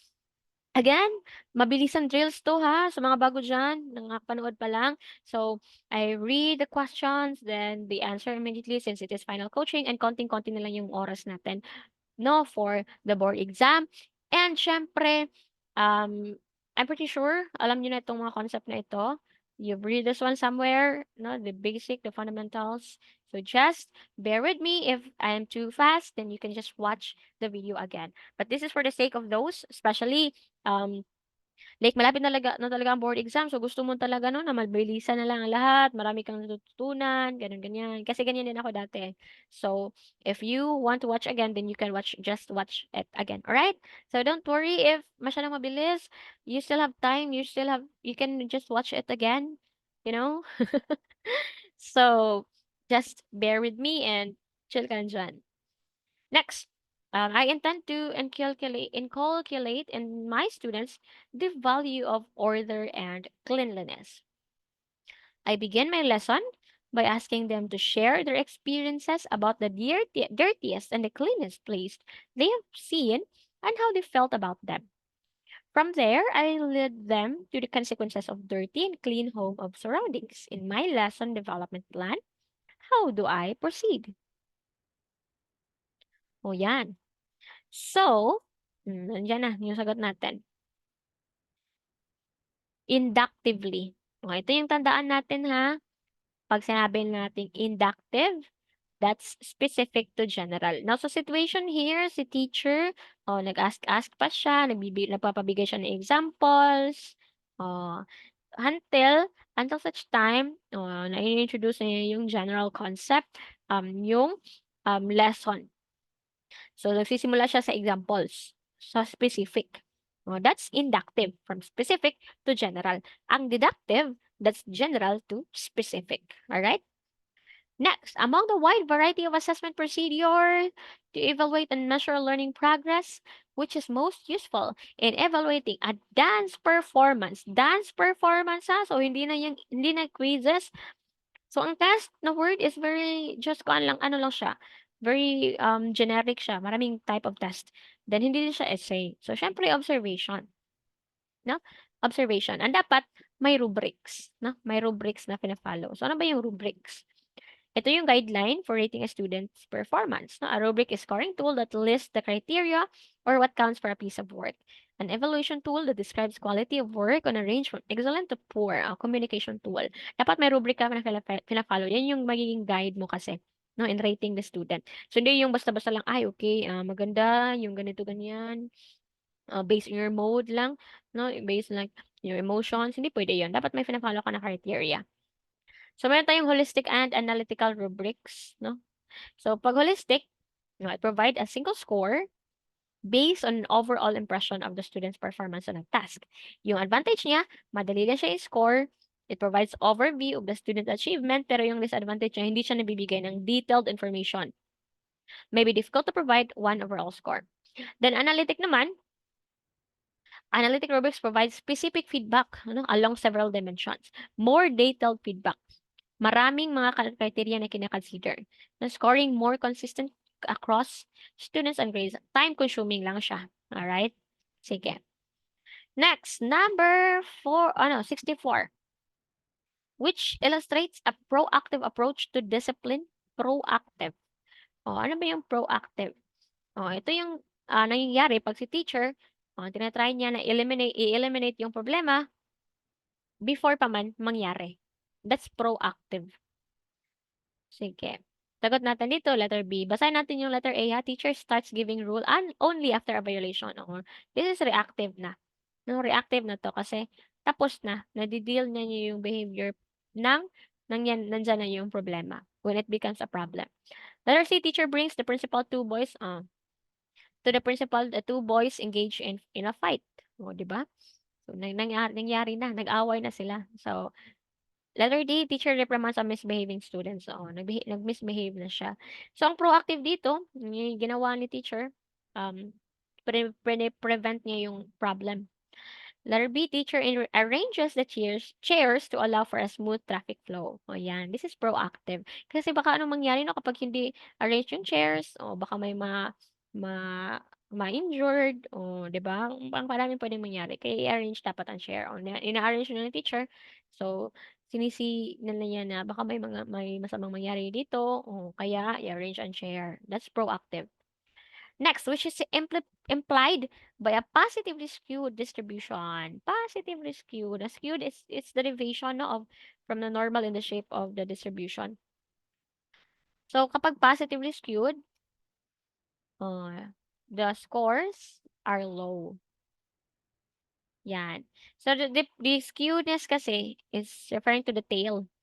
So kapag positively skewed, maraming um nakakuha ng below the median na score, no, below the mean. Then, ang negatively skewed, maraming above the mean. Alright? So, that's, wag kang maano sa word na positive, ha? Positive, ibig sabihin, maraming mabababa ang scores. Below the mean. So, ang negatively skewed, maraming matataas ang scores. Above the mean. Alright? Sige. I hope that's clear. And then again, you should know this one already. Kasi kapag hindi mo 'to alam, sige siguro you have to really assess yourself muna kung nag-aral ka ba talaga. Am I making sense? 'No? So, pero if hindi mo pa nabasa, hindi ka pa masyadong familiar, then it's good that you're here because you can assess kung ano pa yung mga kailangan mo pang basahin. Next, which of the following is the main purpose of administering a pre-test and post-test to the student? May pre-test ka, may post-test din. Bakit? Siyempre, kailangan mong malaman kung effective ba yung pagtuturo mo sa kanila. 'Di ba? So you have to know, you have to give pre-test. Kasi sa pre-test, that's the diagnostic one. Diyan mo malalaman ang strengths, ang weaknesses ng mga estudyante mo. Now, you can give post-test naman, o yung assessment mo pagkatapos mong mabigay sa lesson. Kasi, dun mo din malalaman kung effective ba yung pagtuturo mo. Alright? So that's the reason. Next, teacher Vilma constructed a matching type of test in her column of descriptions are combinations, precedents, current issues, and sports. Which of the constructing a matching type test items was not followed, sorry. Was not followed. Oh, combination na siya. So, hindi na siya homogeneous. So, dapat homogeneous po. Ito yung common mistakes no, ng mga teachers when writing a matching type test. Kailangan homogeneous. So, hindi yung pwedeng like yung mga options mo like mga dates o current issues about precedents, about sports o kung saan-saan ka na nakarating. So, dapat homogeneous lang. Kapag about precedents lang lahat. Kapag about sports lang lahat, no? Current issues lang lahat. It should be homogeneous, all right? Next, this domain expects teachers to identify and respond to opportunities that link teaching and learning in the classroom to the experiences, interests, and aspirations of the wider school community. Hindi ka na mag-overthink. Community, nandiyan na yung community eh. Community linkages and professional engagement. Number 69. And the following are characteristics of a growth mindset among students, except. So, don't forget the word except. Don't overlook this one. Bilugan mo agad kapag nakita ka ng except. Baka nalimutan mo na except pala yung hinahanap. So, this is letter A, focusing on the scores. Ito yung hindi maganda, no? Yung estudyante, nakafocus lang siya on the scores. Like kapag mababa yung score niya o magiging depressed na siya, so hindi niya makikita na it's opportunity for him or her to learn, to study more, to strive more, no, to get better grades. So hindi yun dapat na naka-focus lang sa score. So ang growth mindset, focusing on the challenges as opportunities, focusing on learning, learning from failure, 'di ba? So at least for example, in a test, ang konti ang liit ng score. O like sa'yo na nagre-review ka, 'di ba? Pag may nasabi mo na, "Ay, okay, ang liit ng score ko na sa subject na ito, sa test na ito." So then if you are a person who has a growth mindset, then you see to it like an opportunity for growth, no? You see to it like as an opportunity na marami ka palang pwedeng matutunan pa. Marami ka pang kailangang basahin. Kasi if you focus too much on the score as of now, then that's not good kasi that could affect you, no? That could really, really affect you in a negative way. So sa fixed mindset, ang taong ito ay nag-a-avoid ng challenges, refuse to receive criticism or feedback, naka-focus on improving yourself, sa, like sa self-self lang niya talaga, feel threatened by other successes. So yan, can't accept failures or mistakes as long as negative. Then the growth mindset naman, view challenges as opportunities, embrace constructive feedback, focus on the process, not the end result, be inspired by others' success, learn and grow from failures, always step out of comfort zone, no, believe the talent is ever improving. Diba? Mga napakagandang pakinggan. Yun yung growth mindset. Alright, so I guess this is that this requires common sense na lang naman, diba? Next, ito na naman. How many percent? This one, don't forget this one. Napakahalaga po nito, no? Mga description. So, written work in math and in science for grade 1 and grade 10. Written work, this is 40%. So you have to memorize this. You have no choice but you have to memorize this. Madali lang din naman. Now, for languages, Araling Palipunan ESP, we have for written work 30, performance task 50, quarterly assessment 20. So ang quarterly assessment, don't worry, from grades 1 to 10, ang quarterly assessment 20% lang siya. No, same lang siya on all subject. Then for the science and math, written work, ito yung tinanong, written work is 40%, performance task is 40%. Both mahalaga kasi sa science and math, no, yung written work, tapos yung performance task no, on laboratories, like in science, so mahalaga din siya. So that's 40%. For the MAPE, it gives emphasis more on the performance task. Kasi nga MAPE, di ba, music, PE, health, no, mga sayaw-sayaw, ganyan. FPP, TLE, di ba? So, here, 71, how many percent is given to performance task and MAPE, FPP, and TLA for grade 1 to 10? So, yun kanina. So, 60%. Alright? Next, proceed tayo sa next, number 72. Mrs. Cruz dreams to organize a seminar with a known poet from another country, but she cannot afford to spend for a transportation of the said poet. What should the following can she use? She won't need to spend much. Syempre may internet na tayo, so pwede nang gumamit ng mga ah, video conferencing na websites, no? We have Skype, Zoom, WhatsApp, Google Meet. Ito yung ginagamit no pandemic, 'di ba? Kaya possible pa rin yung klase, online classes because we have this one. All right? Sige, next. According to Eric Erickson, a child who is cold towards the people among him might have failed to attain what basic goal based on psychosocial development. Bumalik na naman siya, si Eric Erickson. So kapag hindi na-meet 'no, failed yung na-attain yung phase na 'yan, yung stage na 'yan. So, 'yan yung mangyayari. Cold yung bata towards people among him, so he might have failed to attain the trust 'no. This is the first stage. Ito 'yan, paano ba magka-develop ng trust yung mga bata? Oh, ito yun. So, if sino yung mga nagfi-feed sa kanila, nagbibigay ng affection, oh, most likely sila din yung mga tao na pagkakatiwalaan ng bata. Oh, yung like feeding. Yan, ang cute-cute. Next, in the 4 A's approach to facilitating learning, these students learn best to relate ideas to real life through real life, relate to real life. Siyempre, that's application, no? So, I hope this is already clear to all of you guys. Ay, ano ba yan? Nandiyan na yung sagot.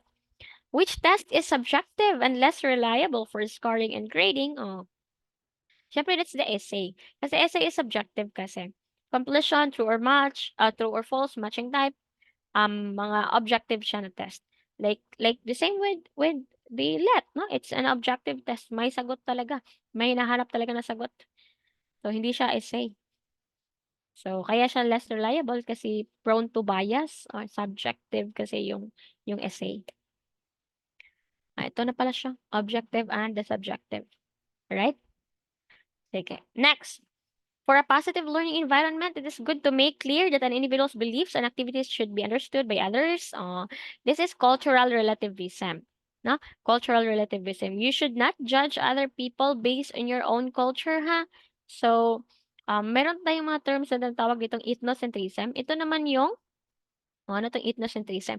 Ito yung belief na mas superior ka, yung culture mo mas superior siya sa other culture, 'no? So you feel, the superiority is nandiyan. Then the opposite one is the xenocentrism.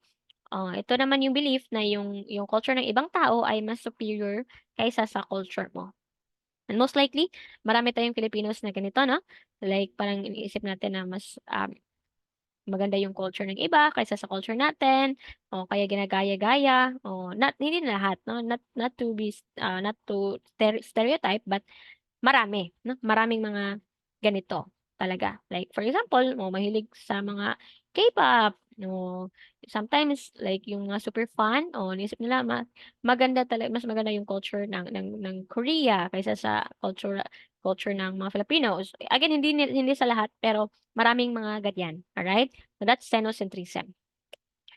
Next, the teacher as a facilitator adds vigor, light, and life in the classroom by his or her. So sa uniform ba? Dahil ba sa uniform ni teacher? Dahil ba sa composure ni teacher? Reticence or presence? Dapat si teacher, nandyan yung presensya niya sa classroom, physically and mentally. Ang reticence na word sa option C, ito yung tendency to be quiet lang, to be shy.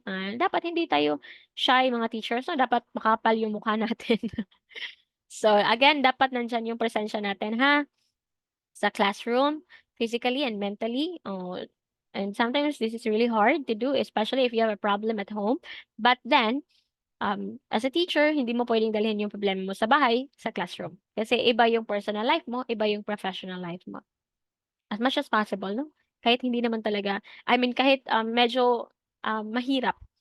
Kasi nga ako, sometimes we have problems at home, or I have problems at home, and I have personal problems. But then again, when I go to the inside the classroom, when I talk to my students, I see to it, I always help myself, no, to just leave my burdens outside the classroom. Medyo mahirap siya sometimes, especially when you're emotionally hurt, no, when you're unstable, yung mental health mo, ganun. Pero you have to be brave, you have to face the students, ganyan, ganyan. Yeah, that's the thing with us teachers, we have to be really present at the moment, mentally present, and hindi tayo naaapektuhan sa mga personal life natin. Wag nating dalhin sa trabaho. Okay? Which is true of kindergarten grades, which is true of kindergarten.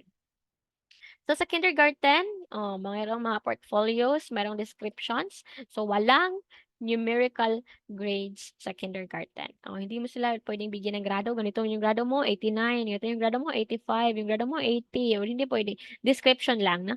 Description. Walang numerical grades. Alright? So, yan. Checklist, students portfolios, yan. Yun yung meron sa kindergarten. Siyempre, mga bata pa yan, huwag ka nang masyadong focus-focus muna sa scores, no? Next, because of its nature, it's used to measure the effectiveness of self-directed learning. Self-directed, syempre, analytical na yan, no? Analytical, kaya siya considered na self-directed. Yan. So they provide clear no criteria and descriptions of the performance of the expectations. Kaya ma-assess ng student no yung sarili nilang trabaho. They know ano pa yung mga kailangan nilang gawing improvements, no? They have to work independently. Kasi this type of rubric breaks down the assessment criteria into specific components, making it easier for the students to identify areas for improvement and take ownership of their learning. Okay, I hope it's clear. Ang holistic again, buo, no? Overall impression mo. Sa analytical, marami kang criteria na kailangan i-focus. 80, in this type of assessment, the score of the student in a test is related to other students. O, kinoconnect mo siya sa other students. This is norm reference na. Eh, wala palang description. Again, norm reference, ito yung kino-compare mo yung student sa other group, sa other students. Di ba? Yung ranking, dito siya, no? The relative, the percentile.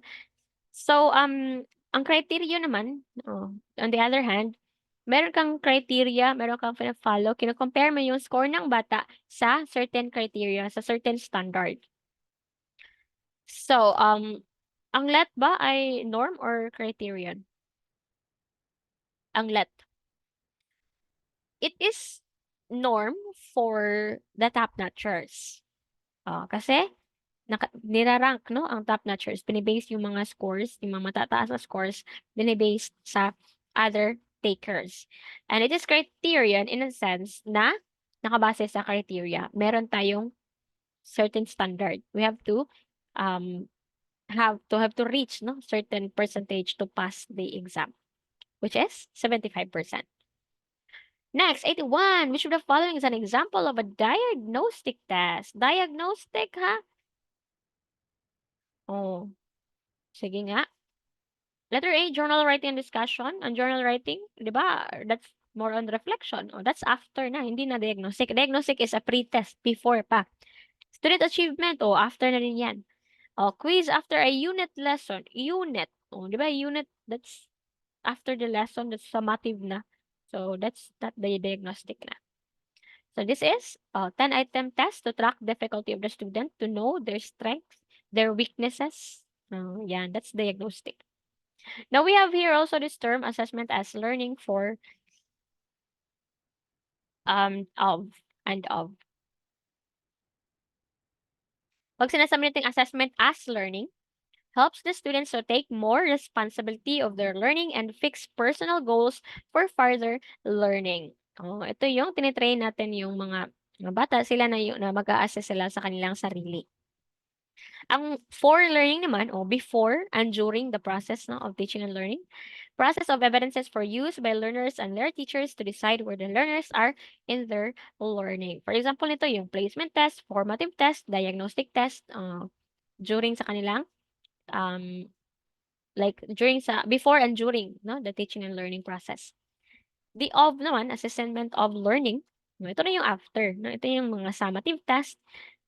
This is the activity to measure, record, and report on a student's level of achievement. Yan, with respect to specific learning expectations. That's assessment of learning.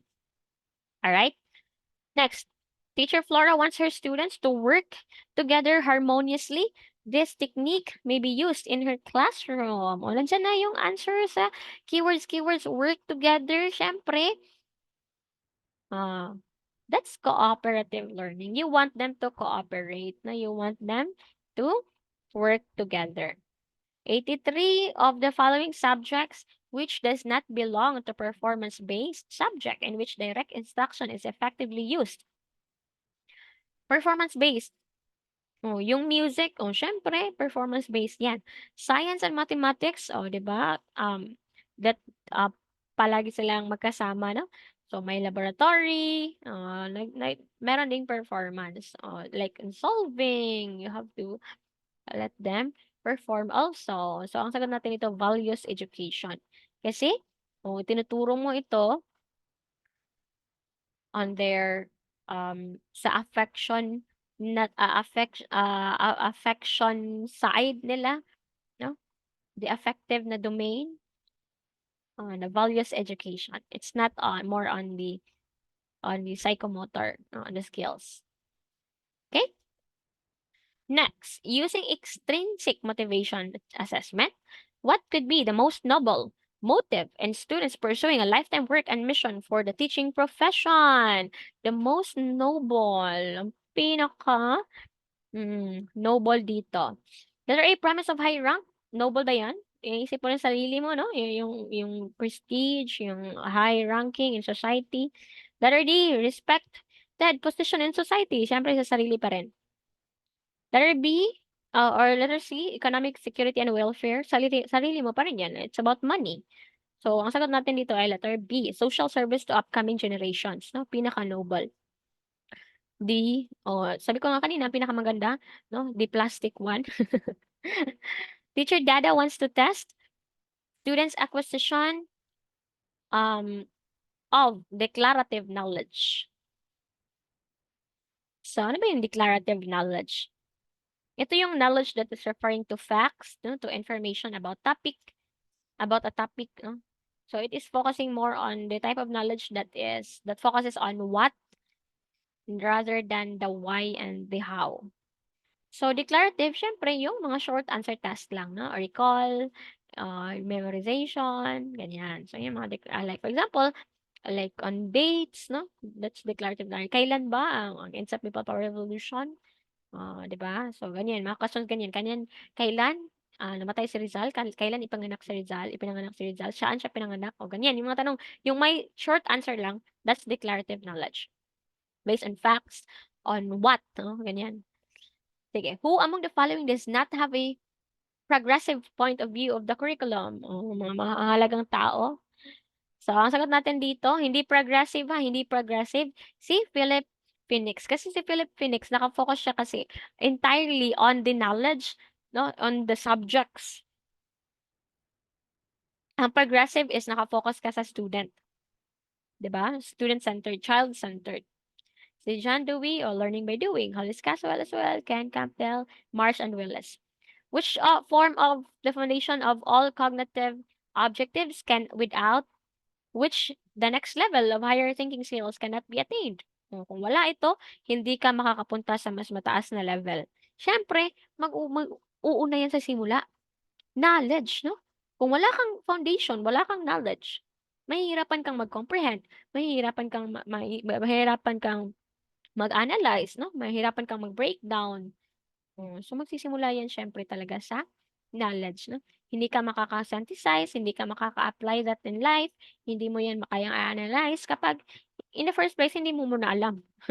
'Di ba? So, our keyword here is the foundation of all cognitive objects. That's the knowledge.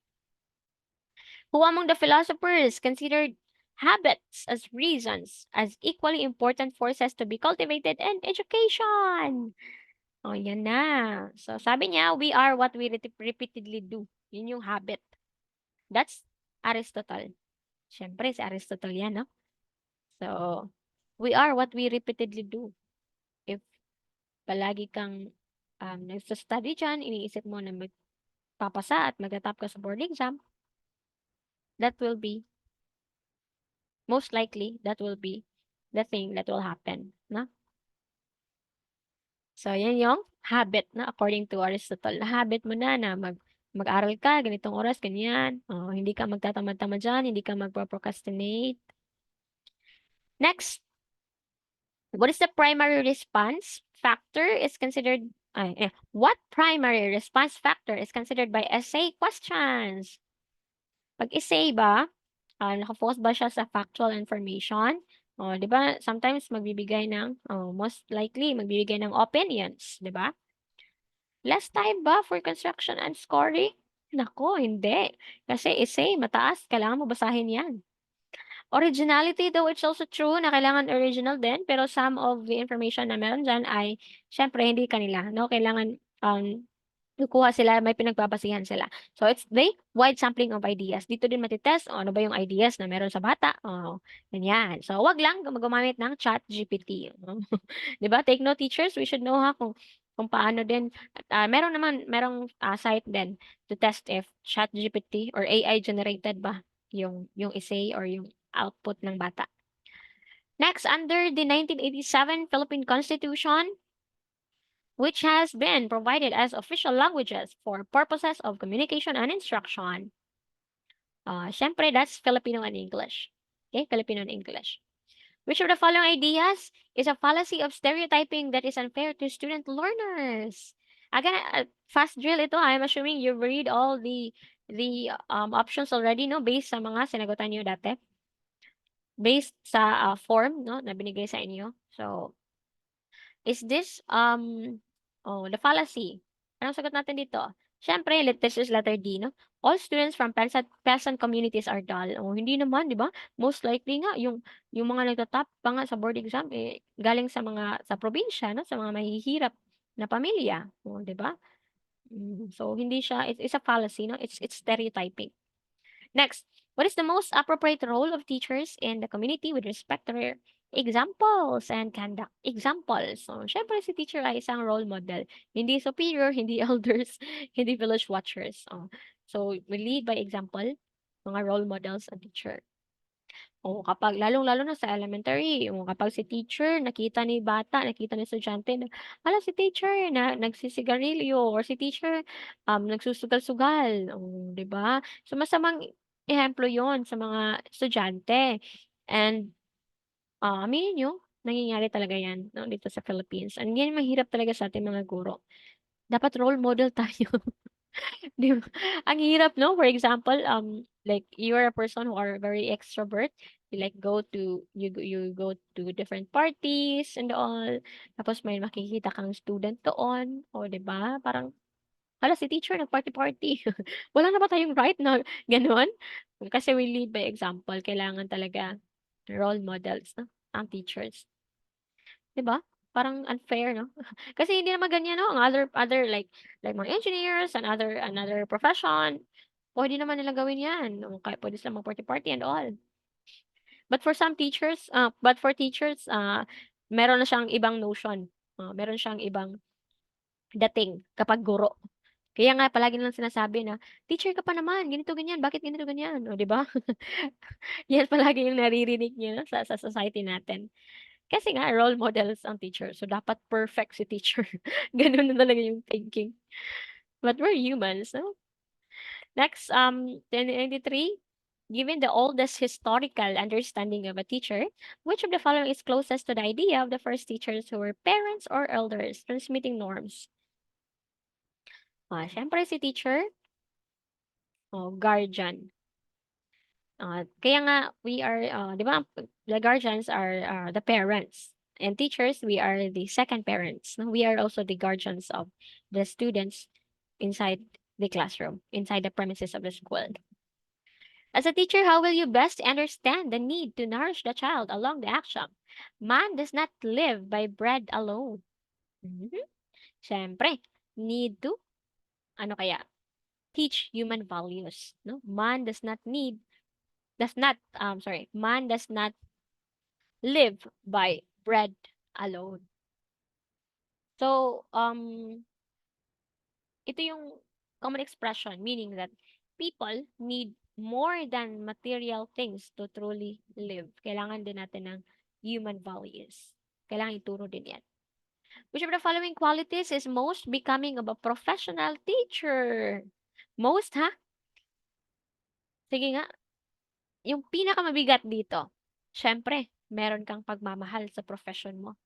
Walang yumayaman sa pagiging guro. 'Di ba? 'Yun palagi nilang sinasabi.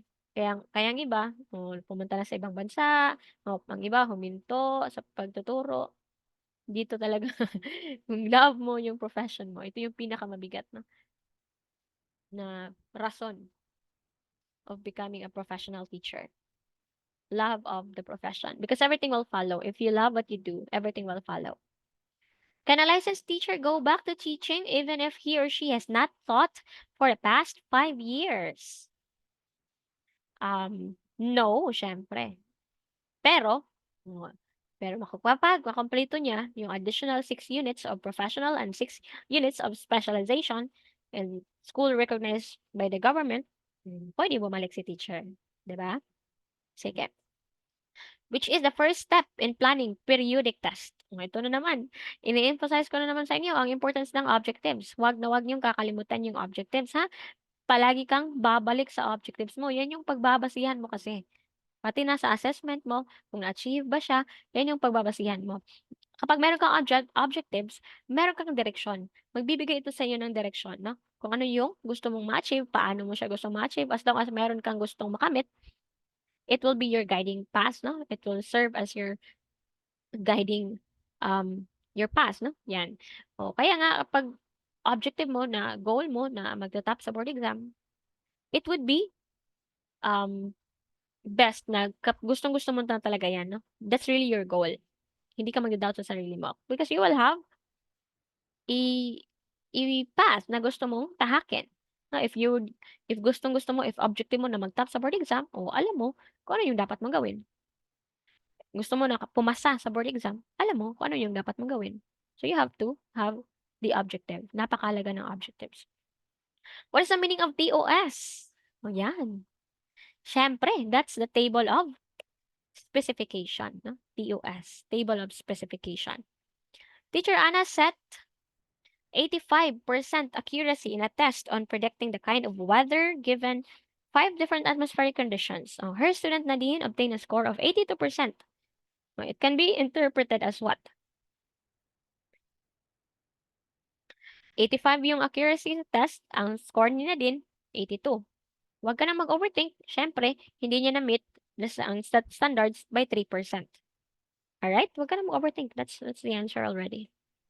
Janice has inherent skills in taking care of plants. It is highly possible that she has blank intelligence. Ito naman, kay Howard Gardner naman to na multiple intelligences. Alam nyo, hindi ka na magkakamali talaga dito sa multiple intelligences, no? Naturalistic, o taking care of plants, nature. So we have here the 9. So originally it was 8, but we have 9 now. No, kasali na itong existential. Existential. Yeah, by the way, 100 na pala tayo, no? So 150 tayo today. All right. So we have here, of course, interpersonal, communicating with others, reading them, no, relating to them, interpersonal. Bodily kinesthetic, coordination between the mind and the body. Kapag ganito yung bodily kinesthetic na ang intelligence ng estudyante mo, so pwede mo, ang assessment sa kanila is like through dance, no, performance task. Linguistic naman, it's more on the language, writing, speaking. Intrapersonal, the inner self, the ability to understand your inner self. If natural, naturalistic intelligence, it's about connecting and understanding the nature. Spatial, experiencing the world in 3 dimensions. Then musical, sa music naman siya, na related. Mathematical, logical, excellence in math, logical thinking, and existential, introspective, questions of life, death, and existence, ganyan. Yung mga purpose mo sa life, ganun-ganon. Yan yung mga tinatanong, bakit ka nag-i-exist? So, most likely, wala namang mamali sa mga tanungan na ganito, no? Kasi very obvious din naman. Alright, and as to what type of intelligence. Next, a child submitted a poor written report but packaged with colored paper cover. O, diba? Some of our students would do this. No? Ang napakaganda ng covering ng, ng output nila, ng project nila, pero walang substance. So, nakafocus lang sila sa forma. Forma over substance. We can apply this one, no, in our life. For example, when you buy a bag, so hindi mo pwedeng tingnan lang na, ay, ang ganda ng bag, ang ganito yung color, may glitter-glitter and all. Pero hindi naman gano'ng kakalidad ang bag. Hindi siya, it's not a quality product. So, madali lang siya masira. O, di ba? So, dapat, both factor ang titingnan mo. Yung appearance ng bag, pati rin yung quality niya. Gano'n. O, di ba? So, Dapat, both, no? Kailangan merong substance and maganda din yung forma. In this strategy, students will generate information through personal ideas, thoughts, and insights on 21st century education. This is also to determine their prior knowledge on the given topic. O, ano ito? Sige nga. 102 na tayo. We're almost done. We're almost done na ba? Ilang items to go na lang. Sige na lang, just bear with me. And for those new, for those bago pa lang, again, this is fast drill po. And I don't need to read all the options. You have to analyze it yourself. You have to um most likely nabasa mo din naman 'to 'no sa form na binigay sa inyo, and you have to cope with the pace na meron tayo. You can just watch the video again if masyadong mabilis. Kasi malapit na ang board exam. So, mabilisan na talaga tayo dapat dito. Okay, this is carousel round. Ano ba yung carousel round? Ito yung merong small groups of students, nag-rotate sila around the classroom. They stop at various stations. May designated period of time, usually mga 1 to 2 minutes, ganun. So, each station, students activate their prior knowledge of a topic or a concept and they share their ideas with their small group. Parang siyang carousel talaga. As next, a student finding it hard to read. When the guidance counselor traced the child's history, the counselor was able to find out that the student came from a dysfunctional family. Aside from that, the child was abused and neglected. What could have caused the student's reading disability? Yan. Siyempre, sa emotional factor. Abuse pa siya, neglected. So that's on the emotional factor. Hindi siya factor sa teacher, no? Na poor teaching. Hindi. For immunity, ano ba yan? Neurological factors, hindi din. Sa emotional side ng bata. Na emotional factor siya. And we need to consider this really. Sometimes kung hindi masyadong nakuha ng bata, maybe it's not you, it's not you. It's not the teacher, but it's the bata itself, no? The factor, the background niya, kung baka kaya hindi siya makapag-focus kahit napakaganda ng pagtuturo mo diyan, hindi naiintindihan ng bata, maybe hindi sa'yo ang problema, nasa bata, it's himself or herself. Kasi maybe may problema siya sa bahay, o gano'n-gano'n. So it's really there's multiple factors. Which of the following test items can be effectively measure higher order cognitive learning objectives? Higher order. So, ang objective ay more on recall, di ba? More on like facts, no? On understanding. Completion, it's also recall. Achievement test, very broad, very generic. So, sa extended essay test, ito yung sagot natin. Achievement test is objective also. So, extended essay test, di ba yung bata sumusulat na ng essay? So, di ba that's synthesizing, that's creating, and yan yung pinakamataas, no? That's a higher order na thinking skill. Hacks na siya. The students of teacher Corazon feels that their teacher has an eye behind her behind her head. Ano yan? Kay Jacob Conin ito. Eye behind her head. That's with itness. Di ba? So, we have mga words na on Jacob Conin's classroom management. So, again, yung with itness, yan yung having eyes in the back of her head.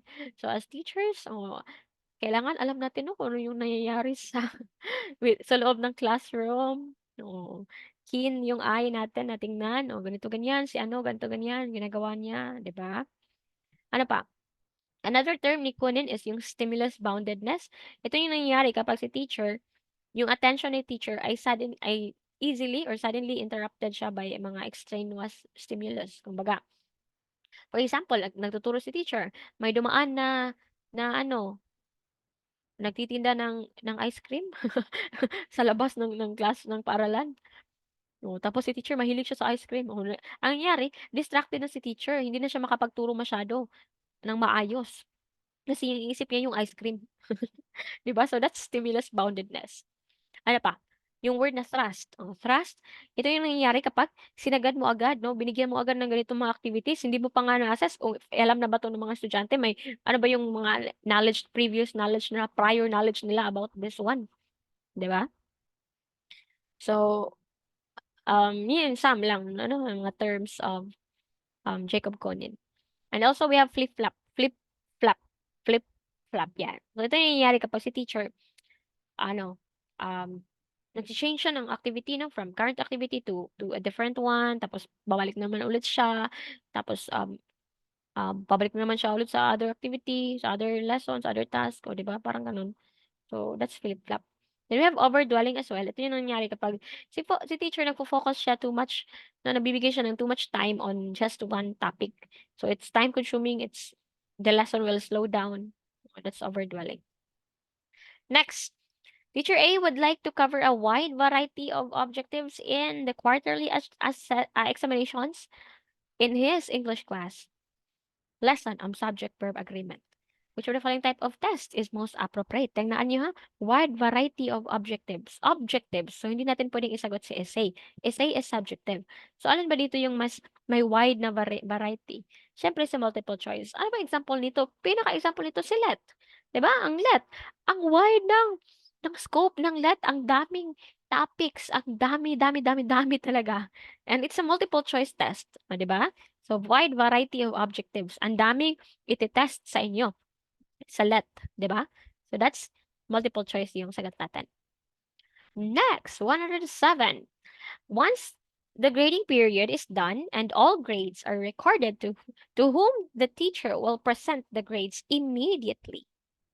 Sige nga. Immediately, the word here, immediately. Siyempre, sa estudyante. So, sino bang unang makakaalam sa grado nila? Si estudyante. No, then, of course, makakaalam si parents, isasubmit mo din so, no, sa registrar, no? Yan. So, si principal, mamomonitor din niya. Pero, the first one to know is si student talaga. Next, what is the role of the teacher in the axiom? Teachers open the door and you enter by yourself. We are facilitators na lang, no? Dapat facilitators, that's the new trend. As opposed to the traditional one, kung saan si teacher yung nagbibigay talaga ng knowledge, no? Dispenser of knowledge, no? The sage on the stage. Pero ngayon, we are the guide on the side na lang, alright? So, facilitator ha, si teacher. Yung mga bata, sila na mismo yung gumagawa, no? Sila na mismo yung nagdi-discover, or you let them, or you open the door, and sila na yung mismo yung papasok, no? Inside the classroom. O, diba? Hindi naman, huwag mo iliteral. So, ikaw yung mag-open ng door for your lesson. You provide opportunities for them to learn. Sila na mismo yung matututo. Next, knowing how to use an Excel to balance accounts in bookkeeping. Oh, this has something to do with the TPAC model. Excel. So that's for technology, 'di ba? So nasagot natin dapat may technological. We have A, B, and C na lang. And then, balance accounts. This is in knowledge, no? Technological. This is a content, no? Content knowledge. So we have the TPAC model here. This one. So we have here the TK. Ito yung knowledge, no, on how to use different technologies. The PK naman is the knowledge of different teaching and learning approaches. 'Di ba? The pedagogical, the art of learning. Paano mo i-approach sa kanila, no? Paano mo ituturo sa kanila? Yung method mo, yung strategies, your techniques. The CK, this is the knowledge of the subject matter. Then we have the TPK. So, technological, pedagogical knowledge. So you have the knowledge of how teaching and learning might change because of the usage of specific technology in specific ways. Then we have the TCK, technological content knowledge. Knowledge of how technology and the content interact to impact and restrict one another. Then we have the PCK, and itong PCK, pedagogical content knowledge, knowledge on how to combine your content knowledge and your pedagogical, no? Hindi kasi mahalaga din kasi 'yun kahit gaano ka pa kagaling, kahit alam na naintindihan mo yung mga subject matter na 'yan, pero hindi mo alam kung paano ituro, eh, hindi din siya effective, 'di ba? Then the TPAC, oh, of course 'yan, no? That's the TPAC model. Knowledge of how to combine the different knowledge and how to use appropriate pedagogical techniques, pedagogical approaches for certain content with appropriate technology as well. Ganon. Yan yung TPAC model. Ito. Teacher Violet took quantum physics in her graduate class to enrich her. Wala namang sinasabi dito na technology. Wala namang sinasabi kung paano magturo, no? Pedagogical. Wala. So, it's just content knowledge. Alright? Next. Using nursery rhymes and animated stories to teaching vocabulary and phonetic awareness to kindergarten. Siyempre, ito ay appropriateness. Appropriate. No? Tama. Nursery rhymes, animated stories. Kasi nga, mga bata pa yan, no? Kindergarten. So, appropriate lang yung ginamit, no? Na gumamit ka ng mga animated stories, no? For teaching mga nursery rhymes. Yun yung gusto kasi nila, eh. Alright? So, that's appropriateness. Appropriate for their age, for their developmental stage. That's appropriateness. Next, number 112. With the advancement of technology and adversities in the society, educational trends also shifted to distance and online instruction. Which of the following pose a threat to using technology in instruction? Yan, ito yung nangyayari during the online classes. Very rampant ito. So, ang nangyayari, maraming mga distractions. Yun yung downside as well of using technologies. Lalong-lalo na kapag nasa bahay, maraming mga noise, minsan, ano-ano pang inuutos-utos ni parent. So, there will be a lot of distractions. Even sa mobile phone mo or sa ginamit mo na device, habang nagjo-join ka ng klase o pwede kang mag-Facebook o pwede kang mag-TikTok, mag-YouTube o 'di ba? So, mga distraction lahat 'yon. So, most likely hindi ka na makapag-focus on the lesson itself. There will be a lot of distractions. Next, to make the discussion livelier, the teacher organized a message relay during the functions of the human body organs as the topic. O, yan. So, sige nga. Ano ba yung sinasabi dito? The teacher organized a message relay. That's the method. That's the technique. That's the teaching style. That's pedagogy, no? Pedagogical. And about the functions of human body, so that's the content. So ito ay pedagogical content knowledge. So wala namang sinasabi na na-apply ng technology. Okay, Skype, Google Meet, Zoom, and Microsoft Teams are what kind of media? What kind of media is this? Ito yung tinatawag nating mga web conferencing app. Skype, Google Meet, Zoom, Microsoft Teams, no? MS Teams. Which holds true when each level of subject matter is smoothly connected to the next level and glaring gaps, wasteful overlaps in subject matter are avoided. Sige nga. Masagot natin dito. Ito yung mga basic principles of curriculum content. Glaring gaps, wasteful overlaps in subject matter are avoided. This is, the curriculum must be articulated. Now, remember the word, no, basic. First is dapat yung curriculum natin balance. Contents should be fairly distributed. Ang tandaan natin dito in depth and in breadth. Diba? So, balance lang siya dapat.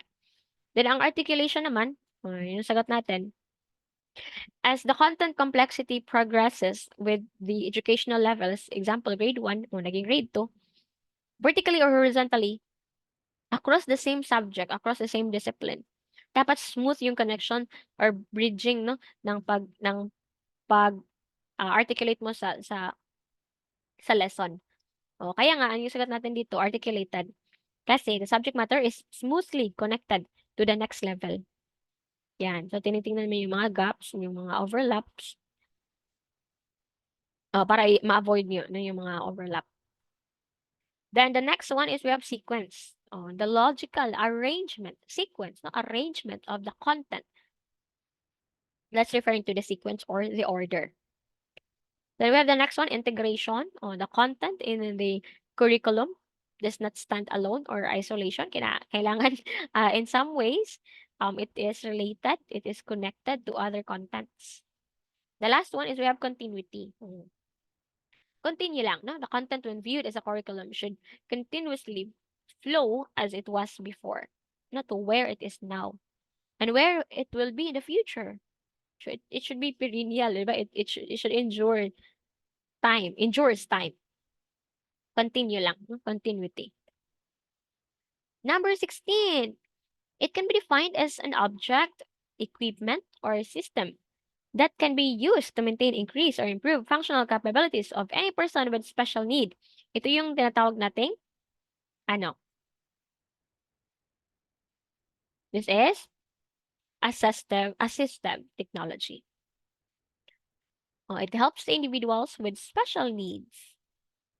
Yung mga assistive technology natin. Examples, mga hearing aid, kapag hindi masyadong nakakarinig. For eyesight, yung glasses, it is an example of assistive technology, no? Yung for reading, for communication, yan, for remembering, din na. So basically, it's a broad term, no? For tools, for equipment, for systems that helps the individuals with disabilities perform tasks that they might otherwise find difficult or impossible. For example, mga wheelchair, yan, screen readers, na yung mga software that converts digital text into synthesizing speech. Yan. So that's also example of assistive technology. I hope we're good. Are we still good?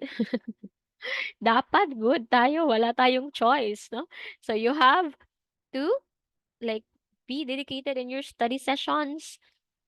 Focus na on the review for the few remaining days na lang sa pagre-review mo. Ilang araw na lang, no? Focus on it. Marami ka pang pwedeng matutunan. Don't give up. Just focus on it. No, stick to your study schedule as much as possible. You have no room for procrastination here.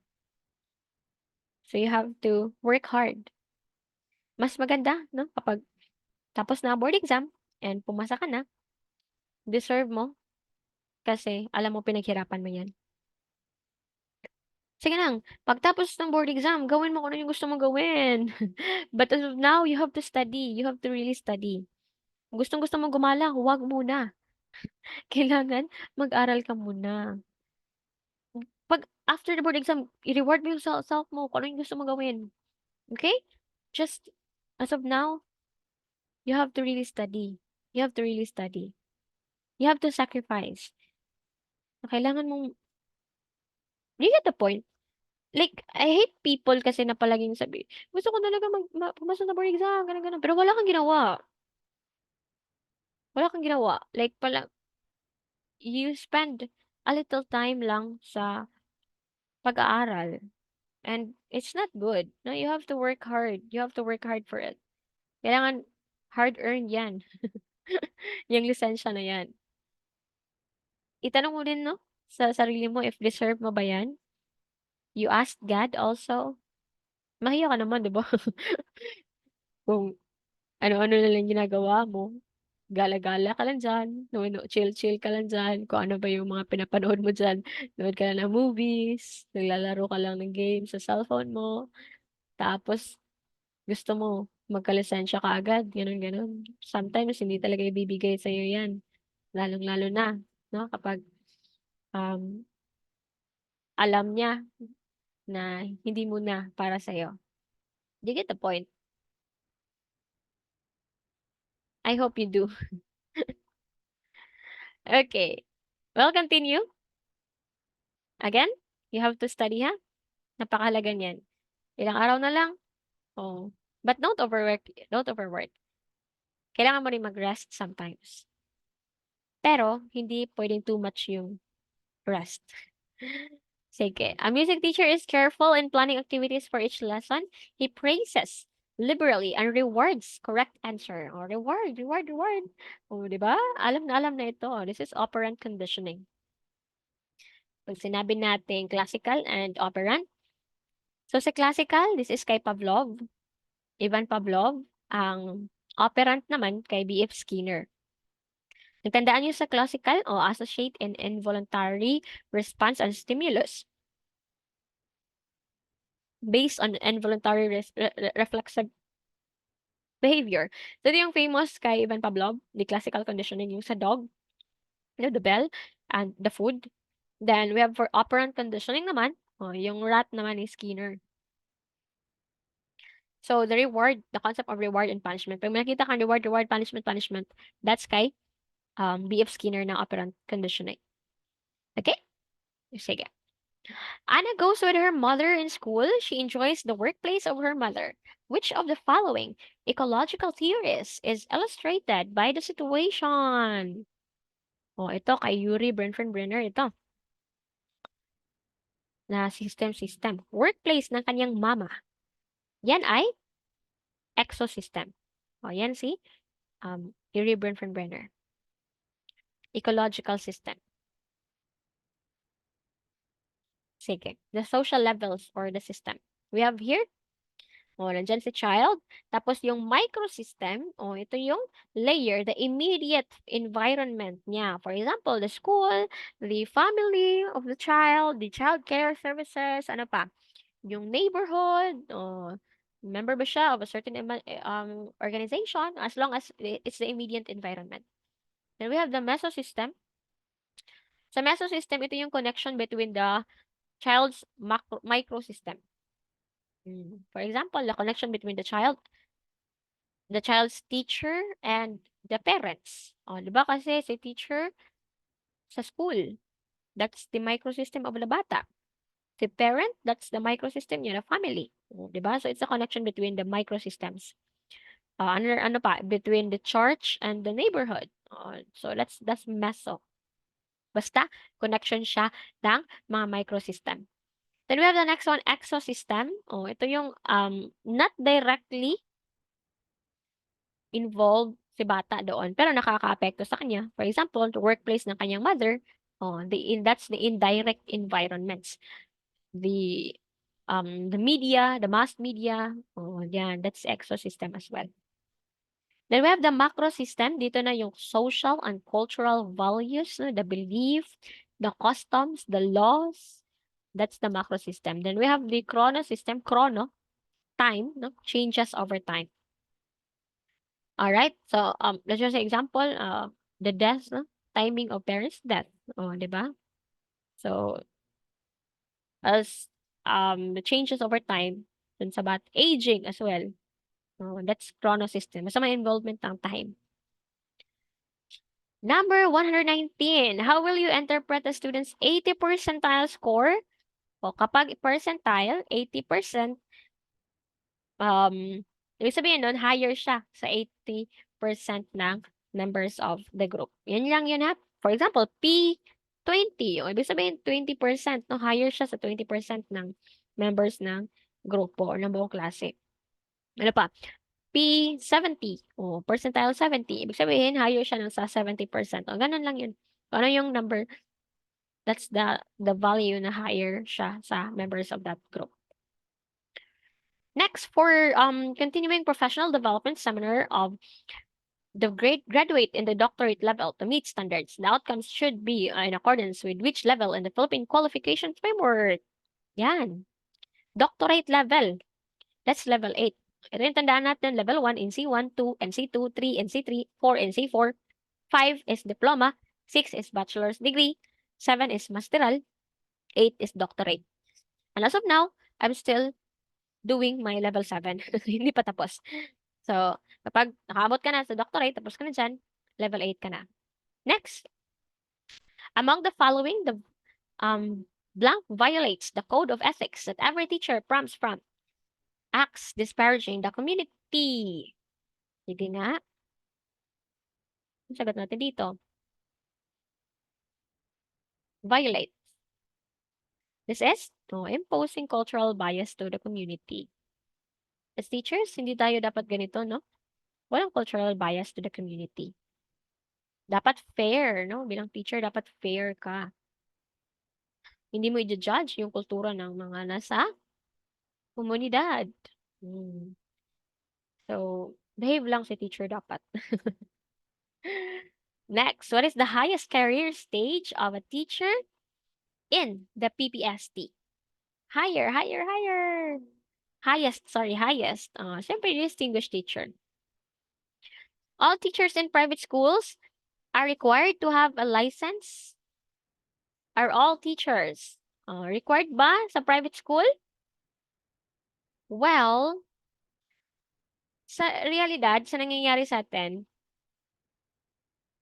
hindi nag-require, no, yung ibang private school ng license. So, pwede ka magturo kahit wala kang lisensya.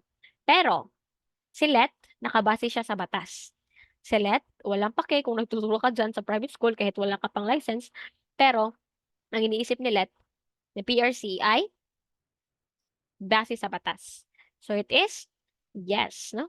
Dapat talaga, it should be required, no, na magkaroon ng lisensya muna bago magturo. Pero, syempre, sa mga private institutions natin, meron naman tayong tinatawag sa nila na, na sarili nilang freedom that ano yung gusto nilang gawin. Pero technically hindi talaga siya pwede. Kasi it's based on the law. Kung base lang tayo sa batas, no? Kung base tayo sa batas, hindi talaga. But in answering questions sa PRC, you should base it on the law. You should base it on kung ano yung nakasaad. Yun yung written. May written document talaga. Hindi yung nangyayari sa society natin. Hindi base sa opinion mo, but based on the law. So it is stated in the law that yes, kailangan talaga kahit sa anong institution pa yan, as long as nagtuturo ka, kailangan mo ng lisensya. Okay? So base lang sa law, it is yes, pero kung base sa realidad, so marami, hindi. Hindi hindi mo wala mo ng license bago while nagtuturo, 'di ba? So that's happening in reality, but according to the law, uh, kailangan muna na may lisensya. Number 124, which are elements of a profession like teaching? Sige nga. Siguro nabasa niyo na 'to, no? 1, 2, 3, and 4. Hmm. O, kailangan ba ng TESDA? Kung nagtuturo ka, kailangan may certificate ka ba? May diploma ka ba from TESDA? 'Di ba hindi? Oh, so this is 1, 3, 4. Long years of professional education. Oh, syempre, 4 na taon yan na pinagstudian mo. For, except for those kumuha ng units lang. No? So, ibang usapan yun. 'Di ba? But for those, like sa education talaga na degree, 4 years. Then CPD, kailangan din yun. Code of ethics, kailangan din yun, no? Adhere to the code of ethics. Syempre, that's 1, 1, 3, 4.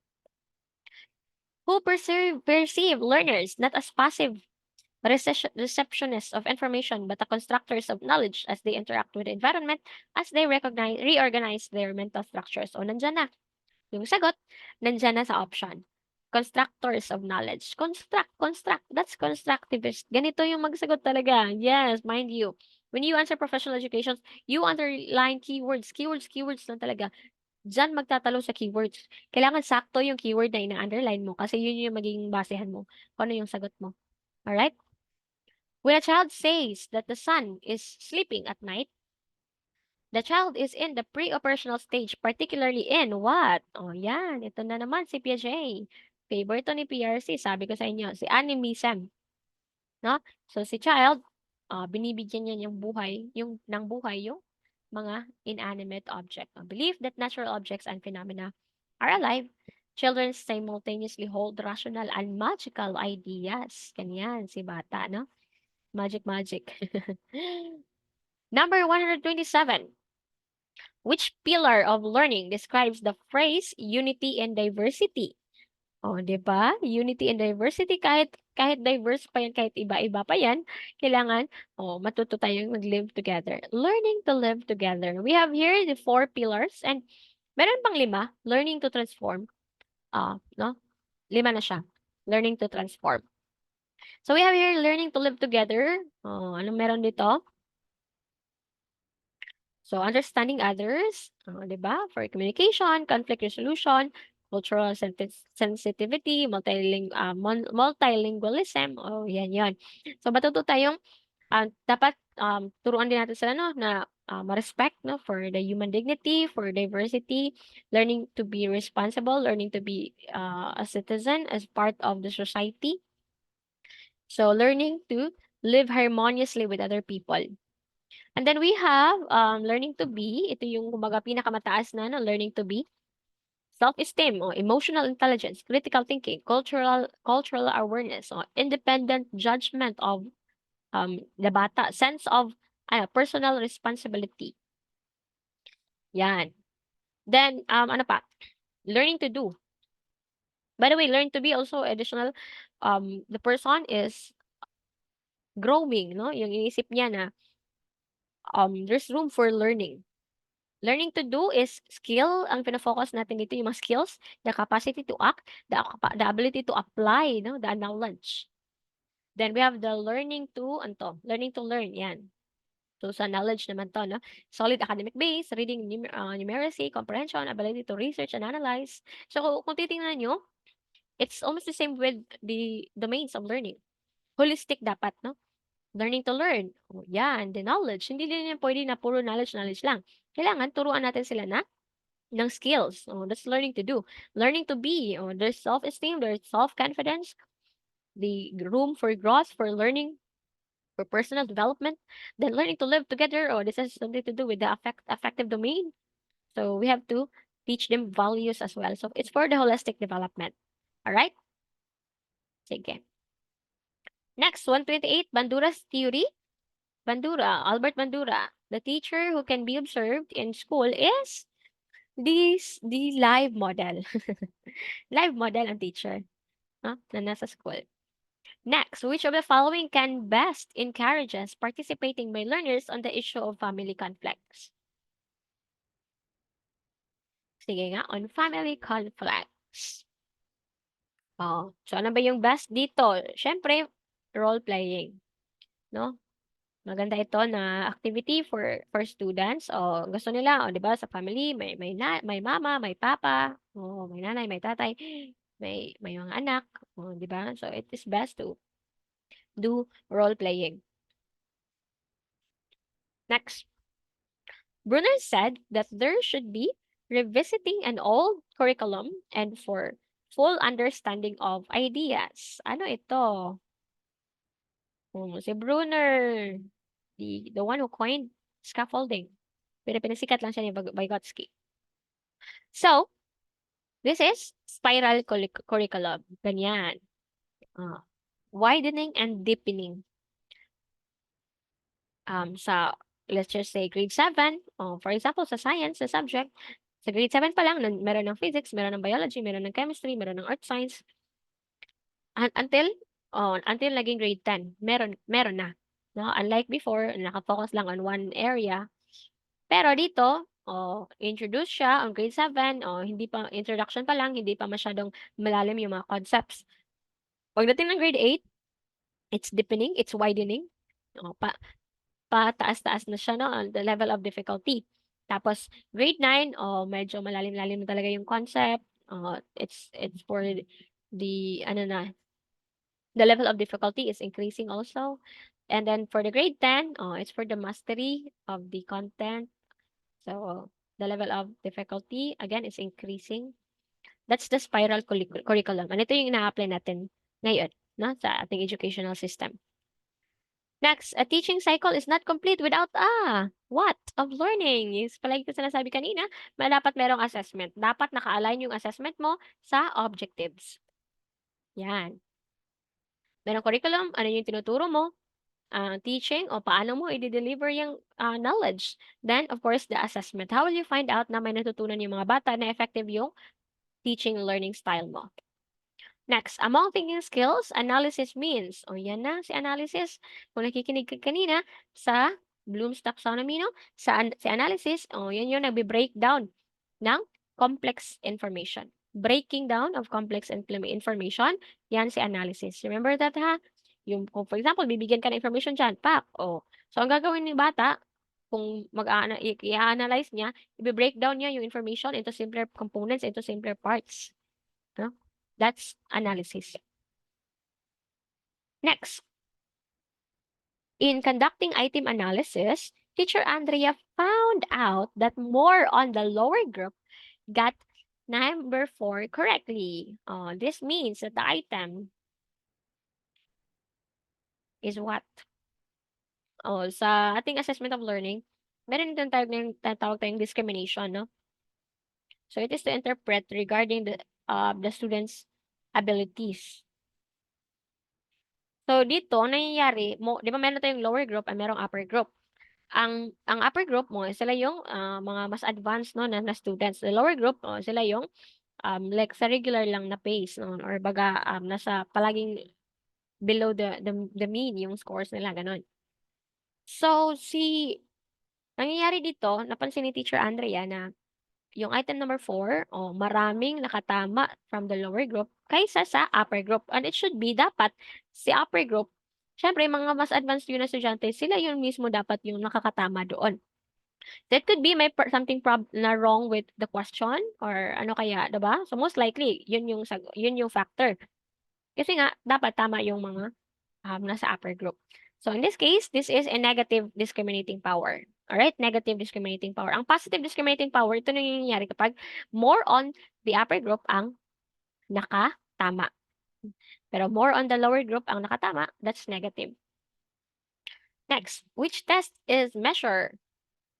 Is basic to select and connect ideas. Select and connect, syempre, matching type yan. Huwag ka na mag-overthink. Connect ideas. Matching type. Match your ideas. Okay? It's a type of play in which children watch other children instead of playing with each other. Watch. Very obvious naman. Nakatingin lang. No? Onlooker. So, pag sinabi nating solitary play, ito yung nangyayari kapag yung bata nagpe-play siya alone. Children is playing alone. Then kapag parallel play naman, parallel. So, si bata, nagpe-play sila adjacent to each other, but they do not try to influence one another's behavior. Lalaro lang sila dyan. Si associative play naman, um, yung mga bata, they learn to interact no, with each other through play. That's associative. Alright? So, naglalaro na talaga sila.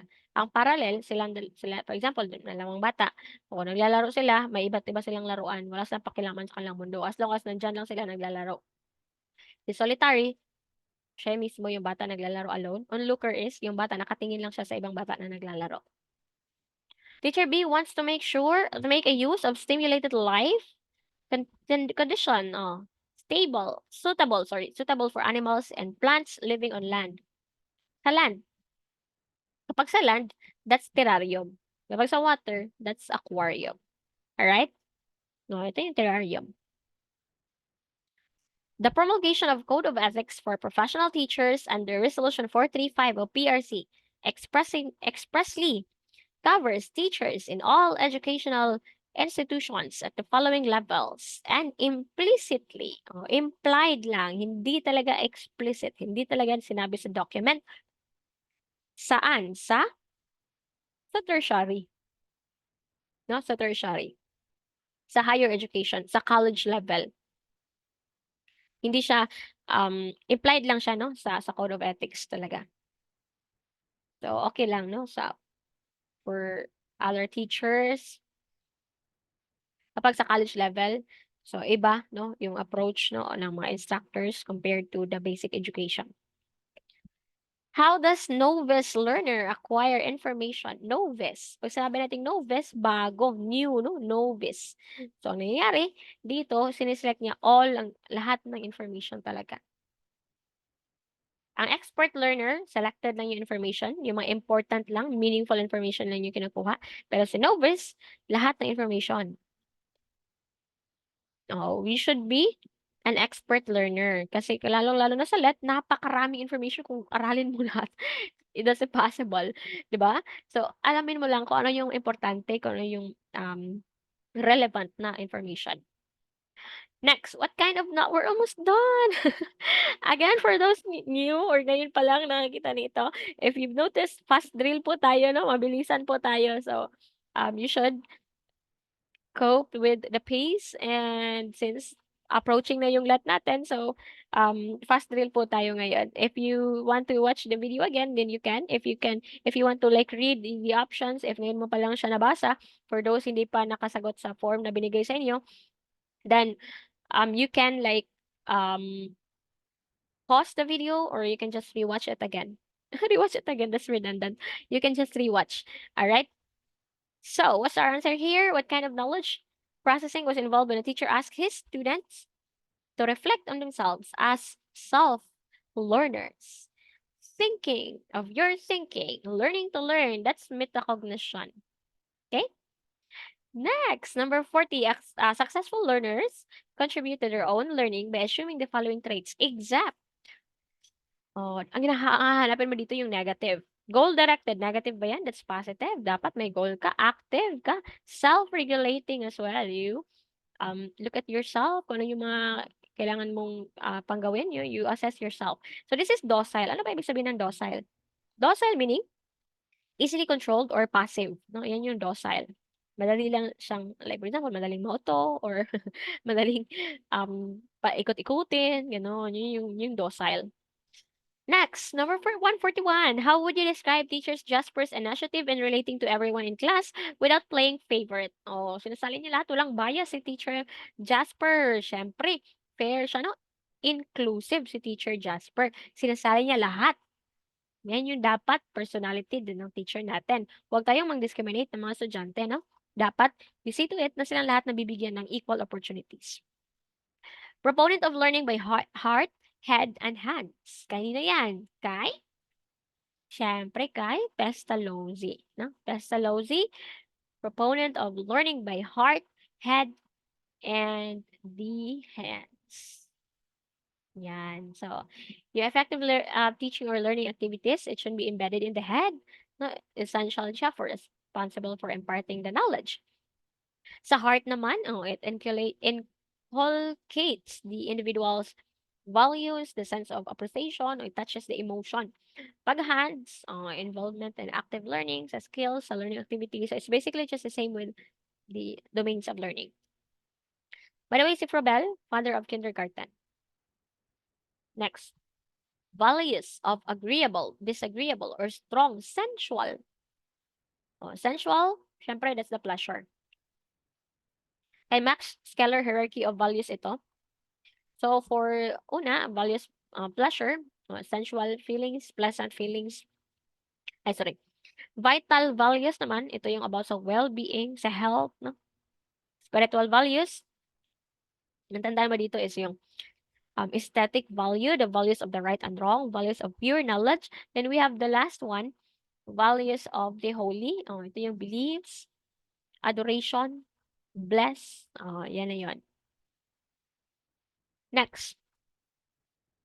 Proceed tayo, 144. Which term from Vygotsky's refers to the range of tasks that are too difficult for the child to master alone but can be learned with guidance of adults or more skilled children. Basta ito kanina. That's the zone of proximal development. Okay? Ito. What game when two groups of students have a category to answer and the group with the highest score guessed from the given topics wins the game. From the given topic wins the game. This is somewhat really unpredictable, no? But lumabas siya. This is an actual board exam question. Marami naman, most of the questions here are actual. But then, bakit kaya nasali to ni PRC?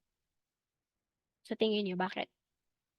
Diba, this is a game, and in a classroom, you should also integrate games, diba? That's one way of getting the attention, of arousing the attention of the students, for para hindi boring yung klase mo, o mag-inculcate ka rin ng mga games. So, this is Family Feud. So, yeah, you should be familiar with this one also, no, na yung mga games, no, yung pwede mong ipalaro sa mga bata para matututo sila. Family Feud. Next, which of the following represents a message from a teacher who makes assessment test a constructive process for students? Sige nga. Ano kayang magandang sabihin if you're the teacher? Sasabihin mo ba na you did badly compare with other classes? Your grades are too low to make you pass the grade. Think of dropping. Oh my God. So, hindi ka na magandang teacher na. Dapat ganito lang, no? Your grades will improve the next time. No, that's the best answer there. When you receive a suspicious email asking you to withdraw a big amount from a prestigious bank upon winning the grand prize in an automated raffle draw, which you know you have not participated in, what would be your first and immediate move? Oh, this is, syempre, ignore mo yung email. Alam mo naman, wala ka namang sinalihan. Paano ka mananalo? Wala ka namang sinalihan, di ba? And we teachers should be vigilant on this one. Most likely, mga teachers, no, palagi target also ng mga scammers. Kasi alam nila, oh, may sweldo, government employee, ano-ano pa, di ba? So, dapat, marunong tayo, no, na tumingin if very obvious, scam na yan. 'Di ba? So, you ignore the email, do not open it, and delete it right away.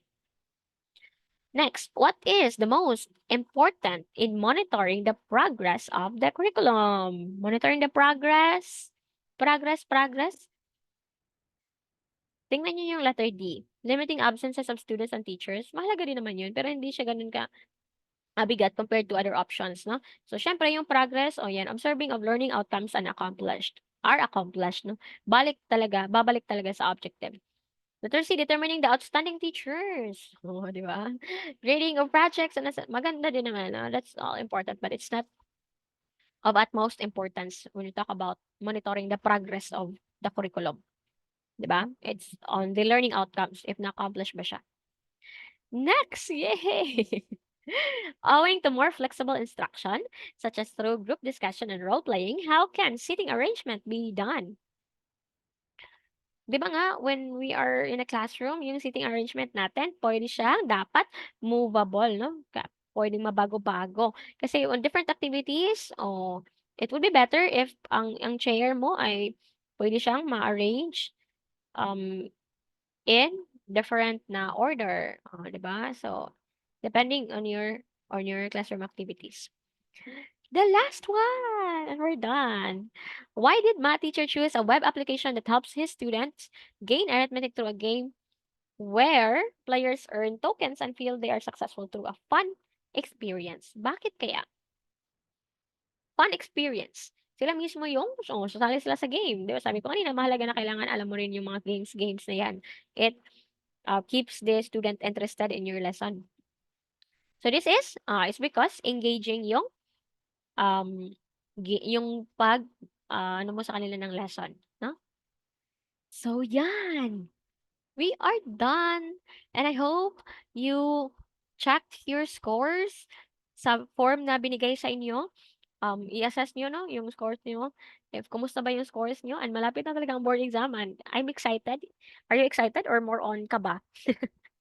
You should be excited as well, ha? Hindi lang mag-uumapaw yung kaba na feeling. So, be excited. Be excited. Kasi sa wakas, nakaka-take ka ng board exam. After that, then you can do the things that you want to do. You can get your license. So, diba? So, believe it. Please believe it. Believe it. Really believe it. The power of your mind is it's so powerful. Your mind is so powerful, really. No, our minds are so powerful. So, believe that you can achieve it and ibibigay sa inyo yan. No, and pray also that when the Lord granted you that license, pray also na gagamitin mo siya in the right way. So, ipagpe-pray mo lahat, right? So, thank you so much, everyone. And I hope you're learning. And again, if you have problems with like the pace of our discussion, you can just watch it again or you can do more research on this one. And um, since malapit na yung board exam, kaya mabilisan tayo, no? So, I hope you're learning and na-recall lang sa mga previous na lessons ninyo, the fundamentals, and also keep on studying until the board exam. So, you have the time, you still have the time. Kahit konting-konti na lang yan, meron ka pa rin matututunan dyan, alright? So, don't lose hope and keep the faith. Of course, papasa at magtatap sa board exam. Bye-bye, everyone. Thank you so much. See you around.